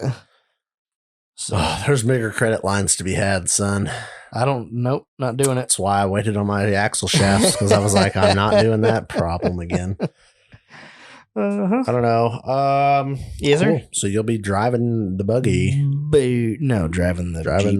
The Jeep. That's called a buggy. I'm excited. I'm ready to drive it. It's been so long. So many good things. I'm ready to go put it in the ditch out in my neighborhood somewhere. Mm-hmm. So I can see it flexy make flex on the Foudies. On the Foudies? Foudies. Are you gonna have to trim the hood? No. Sure. Yes. You're not gonna trim the fender so far up. You're gonna have to get into the hood. The front fender should be fine. The inner fender is the issue right now, and I don't know if I'm gonna fix that before I go. So we're gonna rub like an SOB. Nah, it's fine. Just another day. It's gonna rub like an SOB. I don't know. It was what you were on last time we were out. That the first obstacle I broke on. That I broke the hub on? Yeah, you're rubbing something. I was rubbing plastic. It was the, I don't know, it caught something that made the front header panel chatter. But there's a, like the wheel well on the inner wheel well comes down and it's got like a protrusion where the battery sits. Uh-huh. There's like a little bump out there. And the tires, because the front axle's pushed forward 3 inches, the tire gets into that. Yeah, there's nothing you can do about that either, can you? I can cut it out. Oh, wasn't there a battery sitting there? The battery sits up higher. Oh. So I can actually cut out a good chunk of that. I follow you. I thought that was like the battery tray and the battery's like right above it. And you're like, well, it's there. If that was the case, I'd move the battery. Reload. Speaking of moving batteries, let's go into last call and then we'll talk about moving batteries.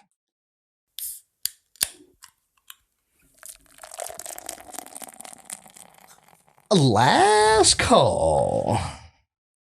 We have a beer here from Mike, the beer guy. The beer guy. The beer guy. We had we had a volunteer to be our server during the podcast. We did? Yes. Who? I think it was it Kyle? I think Mang? Yeah, I think he volunteered to serve us drinks during the podcast. So you're gonna move to Champagne? But okay, there's a caveat. There's always a catch, but Here's the catch. He said he volunteered to serve us during the podcast. I can serve myself. Right. I need someone to buy the beers. We have them. They're coming. Did you get any in the mail? No, I have not got any beers in the mail. That's depressing. Why? Let me know by Tuesday if you've received any. Okay. Because they were shipped out last week from Colorado. And they're not here yet. Okay. And he messaged me yesterday and said, have you got those beers yet? And I was like, no. He's like, all right. He's like, let me know. If I don't hear from him, I'm going to raise hell at the post office. I'm like, well, I don't know how you raise hell about shipping beer, but okay. Bill probably took them. He did. He's like, I know what this is. Yoink. Chances are it's beer or packing peanuts, and I'm hungry, so it's all coming with me. Yeah, so that conversation came because I was drinking bottomless Bloody Marys this morning. Oh my God, where? Hamilton Walker's, local place here in town. They used to have a build your own Bloody Mary bar before COVID. Thanks COVID, I can't build my own Bloody Mary, but they're bottomless. So I feel like that's a great trade-off. Is it though? It's not a bad I couldn't trade-off. load it up. Did they load it up? No. Oh, yeah, they just gave you a plain bloody? Had an olive and a lime wedge with some seasoned salt. Well, that is worthless. It wasn't. Where's the bacon? Where's the beef stick? Where's the pickle? The fucking bloody without the fixins? All of the fixins. But okay, it was $12 for bottomless bloodies. So I mean, that's fun. They were good. Why don't we get into this bottomless? I know. Sorry, I just had it. It's a weird thing. It's not a bush. Yeah, so that was what came with that conversation where he was like, I was like, yeah, no, clearly we're not doing the podcast because I'm drinking Bloody Marys. And he's like, well, you could be day drinking and do the podcast. Like, valid points you have, but nobody's serving me Bloody Marys at my house. This podcast is enough of a shit show. Yes. Although I do want to do a drunk episode sometime. Yep. I feel like it's enough of a shit show. I talk more, which I already talk enough. So I hope that this is not, I messed up. You didn't turn it. I didn't roll it to I don't know if you did carry it in the house and all this fiddle fucking around with it, so it's fine. Oh, you know what? It was in the Jeep rolling around for a while. So you driving the KJ still? Yeah, I am. Is it topless yet? No. Okay. Well, it will be. Asking for a few listeners that want to see a Sawzall go to it. It's coming. Now is a terrible time to cut the top off of it. No, it's winter. It's cold. We're not doing it today. That's for sure. Cut it off in the spring. Spring. I told Jessica that today. I literally said first day of spring, you just Sawzall some bitch in half. As soon as the weather gets nice, it ain't gonna be the first day. This is a big ass can. You Jackson. banana it. Oh, you got short of this smidge. Not by much. It's okay. It's yours. What are we drinking today? Today, another delicious Triptych Brewing beer. This is batch 800, and I was on the behind the curtain page, which is Triptych's Insider page. Their TrailRider page, if you will. Their TrailRider page. And there was a bunch of people in there who had already drank through their batch 800, and they were really upset that it was gone. Mm-hmm. So I think it's supposed to be good. This is a completely replete, super ultra turbocharged triple India Pale Ale featuring Citra Incognito, Citra Lupomax, Citra Cryo Hops, and T45 Citra Pellets. So it should be very Citra fruity IPA, and it should be super smooth being a triple. What do you got? You give me your thoughts. Okay. Drum roll.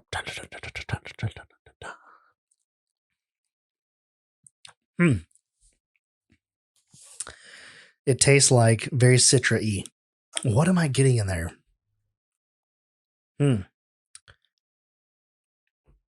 It's not bad. It's a no for me, dog. It's not the IPA that you want from Triptych. I think they shoved too many Citra hops in there. There's too many hops. And it's like, holy shit, I just choked on citrus. It's all hoppy. I like hoppy, but that's too much. Yeah, it's too much. It's high for me. Mike liked it a lot. I mean, it's not a bad beer. It's a very, very smooth beer, but it's a triple, so it should be by nature. But it is way too Citra hoppy for me.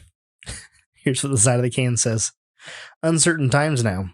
Challenges abound in life. Citra keeps us sane. This shit ain't keeping me sane. This shit makes me want to go drink a Busch Light. It's very citrus. Yeah. It's too much. It's too much. It's too hoppy. It is an IPA. This is I don't think it's too hoppy. I think that's the wrong wording. I think it's too much citra hops. If you get some like mosaics in there with it, just something to knock that citrus down. That's just nope. I'm glad we have a beer that I'm not a fan of, because people are like, oh, every beer you drink you like. Yeah, it's beer. This is good. It's just not for me. That's got to be a first from Triptych. Oh no, I've had some other beers that I'm not a fan of. Really? I don't want to call them a bad beer, because like to somebody else, this is like the best shit they've ever drank. Yeah. That's obviously that goes back to our future or our previous rants about beer, that there's shit for everyone else. Right. This though goes way against my like personal, like what you like, what I enjoy. But I still like IPAs. I like citra hops normally. This is just too much. But it's got 4 different citra hops in it. They could have put in 3. And I don't even know what the hell a T45 citra pellet is. They should have left that out. Leave her on the floor. Probably leave out maybe the cryo hops and the T45. Just do the Incognito and the Lupomax. Yeah. I don't know. Pick 3. Pick 3. Stop with 3. Bro, Stop putting 4 in there. I don't know. So that's a no for me. Yep. But you IPA lovers who love that bittery, grassy IPA, do you need me to get you a bush? It needs more grass in it. Like that's how people describe IPAs. It's got too much citrus in it. It needs some more earthy tones to that. It's not as fruity as I anticipated. No, I anticipated more fruit. Hard on the citrus. And it's not even like, oh, that tastes like oranges, or it tastes like peaches of like this is where we need a beer expert. Like we need to phone a friend. I'm beer experting for you. I'm telling you that's not a good beer for me. For you. It's good. I mean, it's smooth. It's smooth. It'd be an easy drinker if you like the flavor. It smells delicious. It's on the nose, though. You can tell, like, it's going to be hot on the citrus. Yeah. Oh, speaking of hot, what is it? Maybe that's part of our problem here. It's not 14% like I like it. What do you think it is, though? 2. It's 9. That's part of the bite. But I don't mind that. I don't mind that like bitter bite undertones. It's just that citrus is too much. Yeah. You want to know the real problem with it? Keep cold, drink fresh. That's the problem. The hazy IPA? You can see the hazy triple? No, you can see light through it. Oh, it's not dark enough? Amen, brother. That's fucking stout season and y'all know it. I had this in the fridge for a while. I've been really wanting to drink it. And I was like, I'm just going to bring it today so that we can get her out of my way. So I'm not tempted to drink it anymore. Now you know.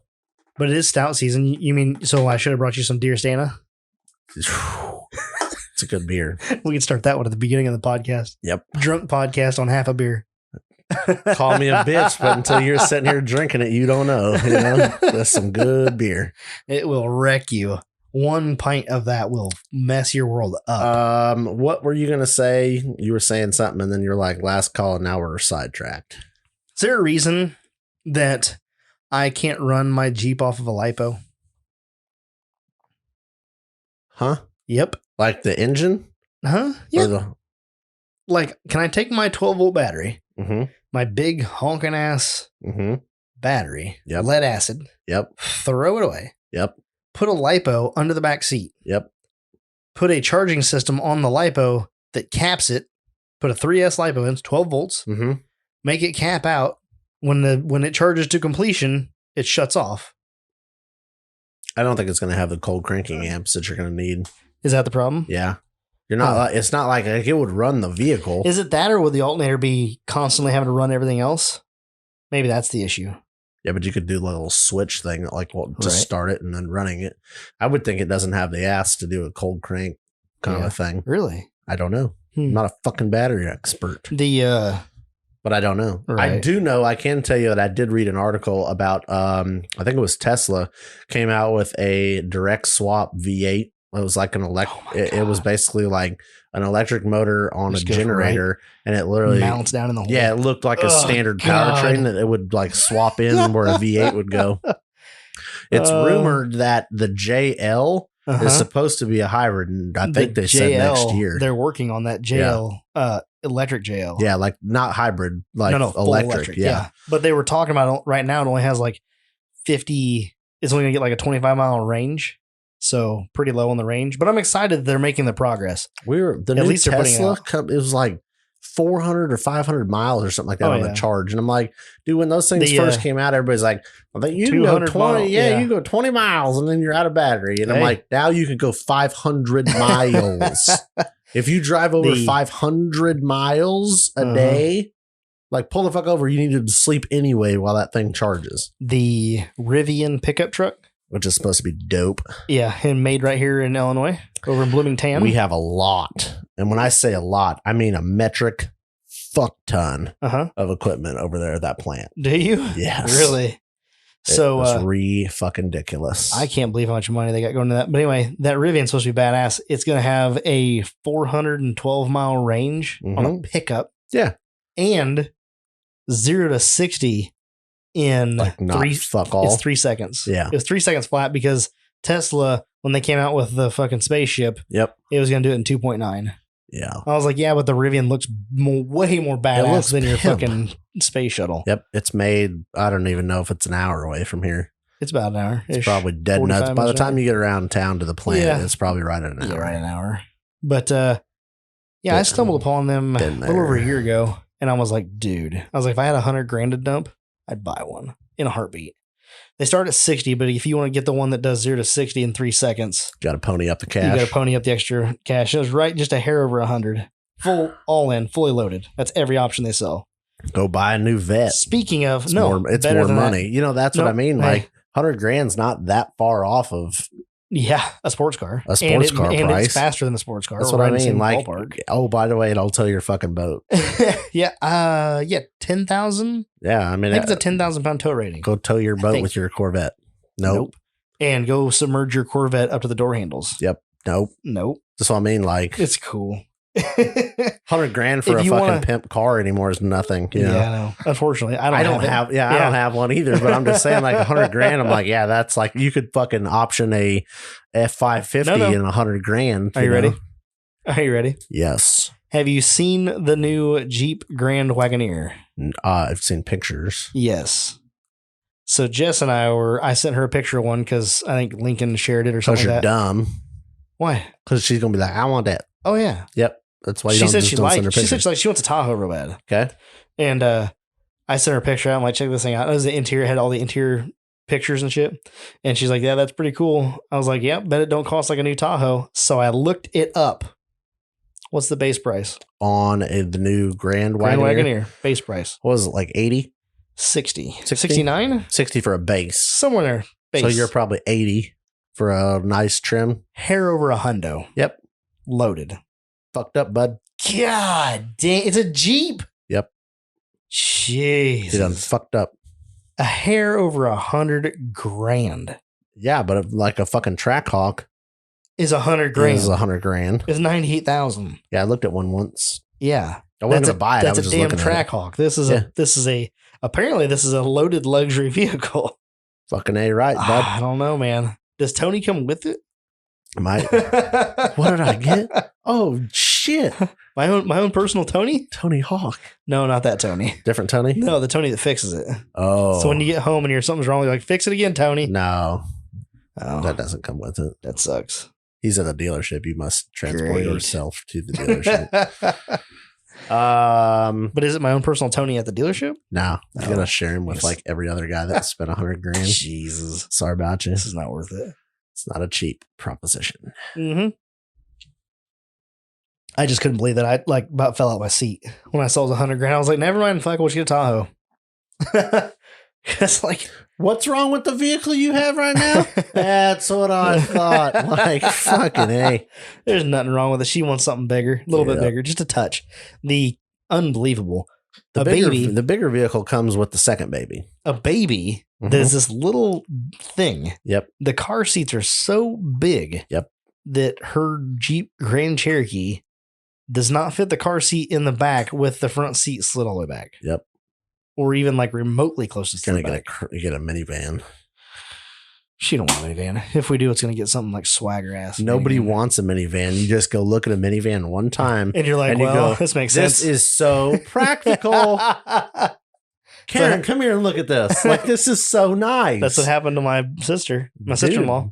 And then once you own a van, you're like, this is the best fucking thing ever. She owned a Tahoe, had a like a 07, no 06 maybe, something like that. Really nice Tahoe. It was older than that. Anyway, had a nice Tahoe and traded it off for an 11 Swagger. Yep. The OG Swagger wagon. That's what I'm saying, bro. They still got it. They still drive it. We had minivan growing up. That motherfucker will shit and get. Yep. I remember back in the day, we had the like 2 TV screen thing. We used to take the damn like 20-inch flat screen TV because that was baller back then. What? And we'd take that and hook the PlayStation 1 up to that in the van with the inverter. When I was a kid, my aunt had a newer at the time, 94, I think it was. Mm-hmm. It was a Dodge Caravan. Yep. The old school we one. had the old square grand. It was ours was a grand. No, the newer one we got was a grand. I think the old one was just a regular Caravan. But yeah, it was the boxy square one. Yep. It was a Dodge Caravan. I think it was. It was either a Dodge Caravan or the Chrysler Town and Country. Either way, the box, it was white on the exterior and like blood red interior. Yes. Because that's what you do. And when we take our long trips up to Iowa, up there to Northwest Iowa, they would take the center row seats out. Mm-hmm. So you only have the back row, and the center row they'd take out completely. Yep. Have this big old giant floor to play on. And you go, yes. Oh, yeah. Those were the good trips. See, I had the whole back seat, and my sister got the middle seat. Yeah. Nah. And we had all the cargo and shit. We had the little topper thing. Once my brother was old enough not to go anymore, we had the whole center. Or maybe, no, I think he was still going. He'd lay back there on the back seat doing his thing. Yep. And then we'd have the whole like middle to play in. Lay down a big old blanket, have all your Hot Wheels out. Yep. Set up your farm. Just party. Yep. Going down the road. RC cars. Yeah, right. My aunt would make some bomb-ass chicken salad sandwiches with grapes in them. Mm. Yeah, you weren't stopping at McDonald's. You was eating like they packed you a lunch. She had like, here you go. She had like these, it was like bigger than a gallon. It was like a 5-gallon Ziploc bag full of these things. Oh, God, they're so good. She still makes them. Now I can't take a road trip without stopping at a gas station for some snack every like stupid 3 hours. Like, where's my aunt to build me some of those chicken salad sandwiches? I need to go in and gorge myself on $45 worth of gas station snacks. Back in the day when my cousin and I used to take road trips down in the Mazda going to like truck shows, she used to make some of those sandwiches for us before we'd leave. So he'd bring like a half dozen of them or something. Be dope. Mm-hmm. So good. Yep. He'd be like, you want a chicken salad sandwich? I'm like, yes, I want it. Like the Badlands is less than an hour, and I have to stop in Oakwood to get McDonald's. Yeah. Uh-huh. I've done it before where I get to Attica and I'll go like around, like instead of going back through the country to get to the park. Yeah. I'll go through town. Into town, stop at a gas station because the gas station in town sells pizza. And so I'll go get pizza and like a donut or some kind of, last time I got Subway and a pizza. So unbelievable. Yeah. What do you do? Road trips, man. And then I sat in the parking lot, ate it, drove like 5 minutes to the park, and was like, yeah, I'm here. Wasn't in a fucking hurry. Geez. When was that? It's a couple years ago. No, that wasn't when we went. We stopped when we went and did we get Subway? I don't know. That was like right in the heart, like the beginning, the very, very beginning of COVID's. Oh, I don't. No, I haven't been to the Badlands since I think Petey's bachelor party. No, it would have been my bachelor party. In your rig. Yeah, no, period. I haven't been since my bachelor party. Oh, you didn't go in March with me? No. Okay. I did not. Remember? Nope. You and Mike went once. Seemingly you went with me for the Naxtra event. I do remember going for that one. Never mind. I lied to you and all the people. We did not go to Subway for that. Oh, we packed our own lunches, I believe. You know what? You're right. It was Mike and I that stopped. We met up with, I think his name's Chris, that has that S10 on half tons and PYOs. What are you peeling the stickers for? It's defective. It is? Oh, this is one of the bonus ones. That's where are you gonna put it at? You peel it, find a spot, box or something. Put it right there on the wall. I'll stick it on the wall. It's defective. So it's got to be good to go on the. It's hour defective. Probably go on the beer. You want me to wrap the old Chevy over here with it? No. How about the clear bodied? That's getting sold. Do you need to own it? No. Okay. I mean, kind of. Okay. Well, it's getting sold. I've decided that this weekend. How about the side of this Jeff Gordon trailer here? Can't do it. It's got a big old open spot. It's the oval. It's right on the side of the oval, but I know it's perfect. Those are collector items. Right over the DuPont. Nope. It's not allowed. Total Offroad Podcast, automotive finishes, sponsored by Coca-Cola. They're sponsored by Coca-Cola. No. Did I ever restart the timer? Nope. Oh, I didn't. What do you got for time?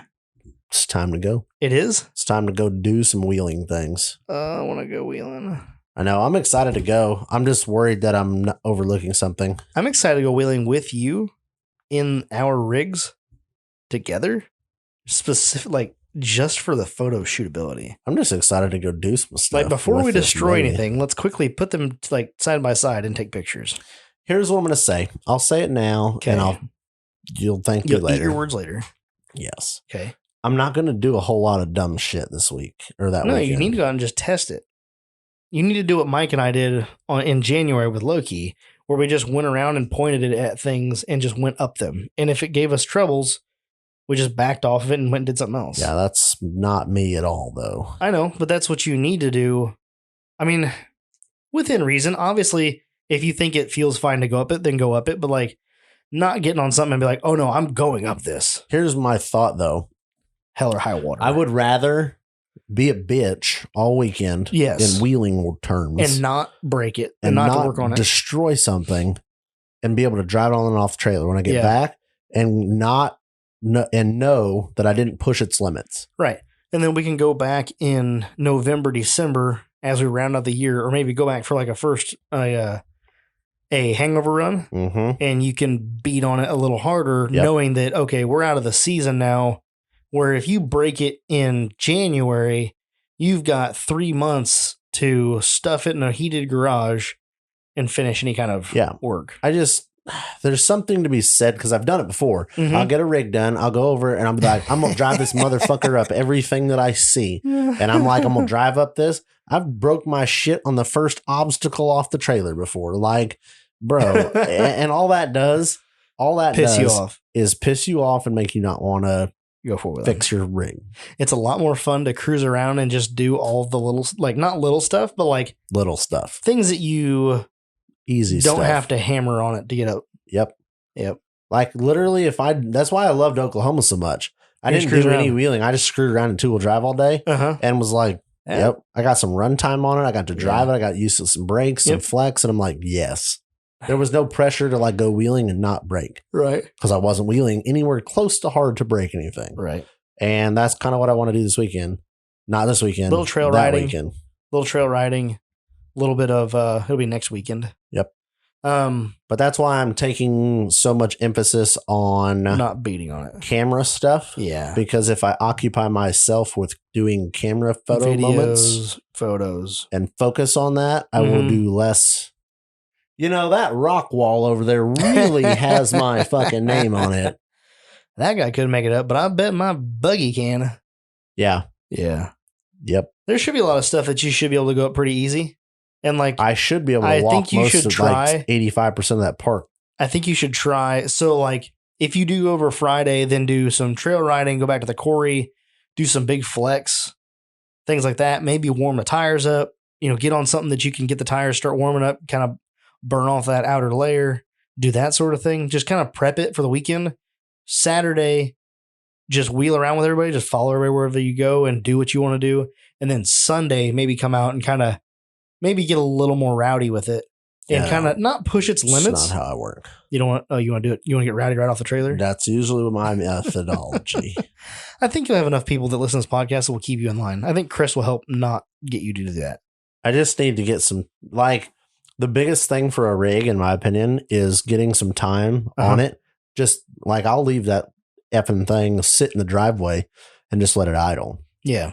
Because like you're going to find things that leak or you're going to go, wow, it gets to over temp sitting there idling. Well, I'd rather find that out in the driveway than sitting in the quarry or in a trail waiting for somebody and like, wow, this thing overheats like an SOB. Yeah. So I'll do that before I go on a wheeling trip. I'll just let stuff get hot and then move it around. But until you get that like driving and all that. Speaking of letting things get hot, how'd your exhaust paint hold up? So far it hasn't flaked off. That's wild. And you drove around for a while. Yeah. Didn't get extremely hot, but I'm sure it got up over pretty fucking hot. A few hundred degrees. Yeah. Yeah. Should work fine. That's awesome. That's barbecue grill paint. Yeah. So yeah, if I could just control my inner dumbass and just have a nice, like, easy weekend. Easy, just like coasting around. I'm gonna fart around photo with shoot this around. thing. Basically, be a poser rig. Yeah, no, Just that's enjoy it. That's exactly my goal. I don't like. I just want to drive it on trails and be a poser. I don't want to be like, look at what this thing can do. Yeah, I don't care. Doing jumps. Like I have nothing to prove to anybody with this rig. So. I think you should Sunday. You should try a couple of maybe not technical harder, but like a couple harder obstacles, maybe off in the quarry or something like that. And do a couple like bigger hill climbs so that you can get a feel for what gearing you need to put in it. Yeah. So like, are the 410s good enough and you're happy with that versus your power to weight and all that? Or do you need to step it up and go to a higher gear ratio? So that's something that you may want to consider. Update from Scott Goforth. Oh, here we go. Cast is threaded into the aluminum. Are you still here? Yes. If you're still here, you will now know the truth. From Mr. Scott Goforth, the cast is threaded into the aluminum with an extra set of drilled and tapped holes. So you can like turn the ring and then have like there's two sets of. So if you strip a couple, you can turn the ring and then bolt it back down. Okay. And the forged wheel is just like a race line. Oh, so the one I was looking at was a forged with an exclamation point. Oh, yeah. So, yeah. I think the forged are just cast, though, right? They're not forged. They make a forged wheel. The race line is just cast. Oh, I believe so. Yeah. But yeah, they're heavy enough. Vision makes a forged wheel. And then they make the Mannix and a forged and a non-forged. Oh, Jesus. How much is the forged? I don't know. I'll let you know when I buy them. You're not buying forged. You want to fucking bet me? $1,000 a wheel. Fucking do it. Ask Scott. Send him a thing back. How much for the forged Mannix? No, I don't want to do that because then he'll say, I'm just going to ship you these. And I'm like, wait a second. Hold on. Before the credit card bounces all the way to you. Jesus. So, yeah. Now you know the answers. But that's my goal. I want to drive like a bitch all weekend because I just want to get some run time on this old gal. It needs it. I don't want to be like, oh, yep, tried to do some dumb shit and something stupid happened. 12 seconds after I got there. Gee, I wish I would have drove around for a day. So I don't know. That's why I'm packing all the camera stuff because I'm going to do a lot of footage and cameraing to help me not fuck things up. I'm looking it up because I want to know how much they cost. Oh, what? Okay, that's dumb. Probably cheaper than Raceland.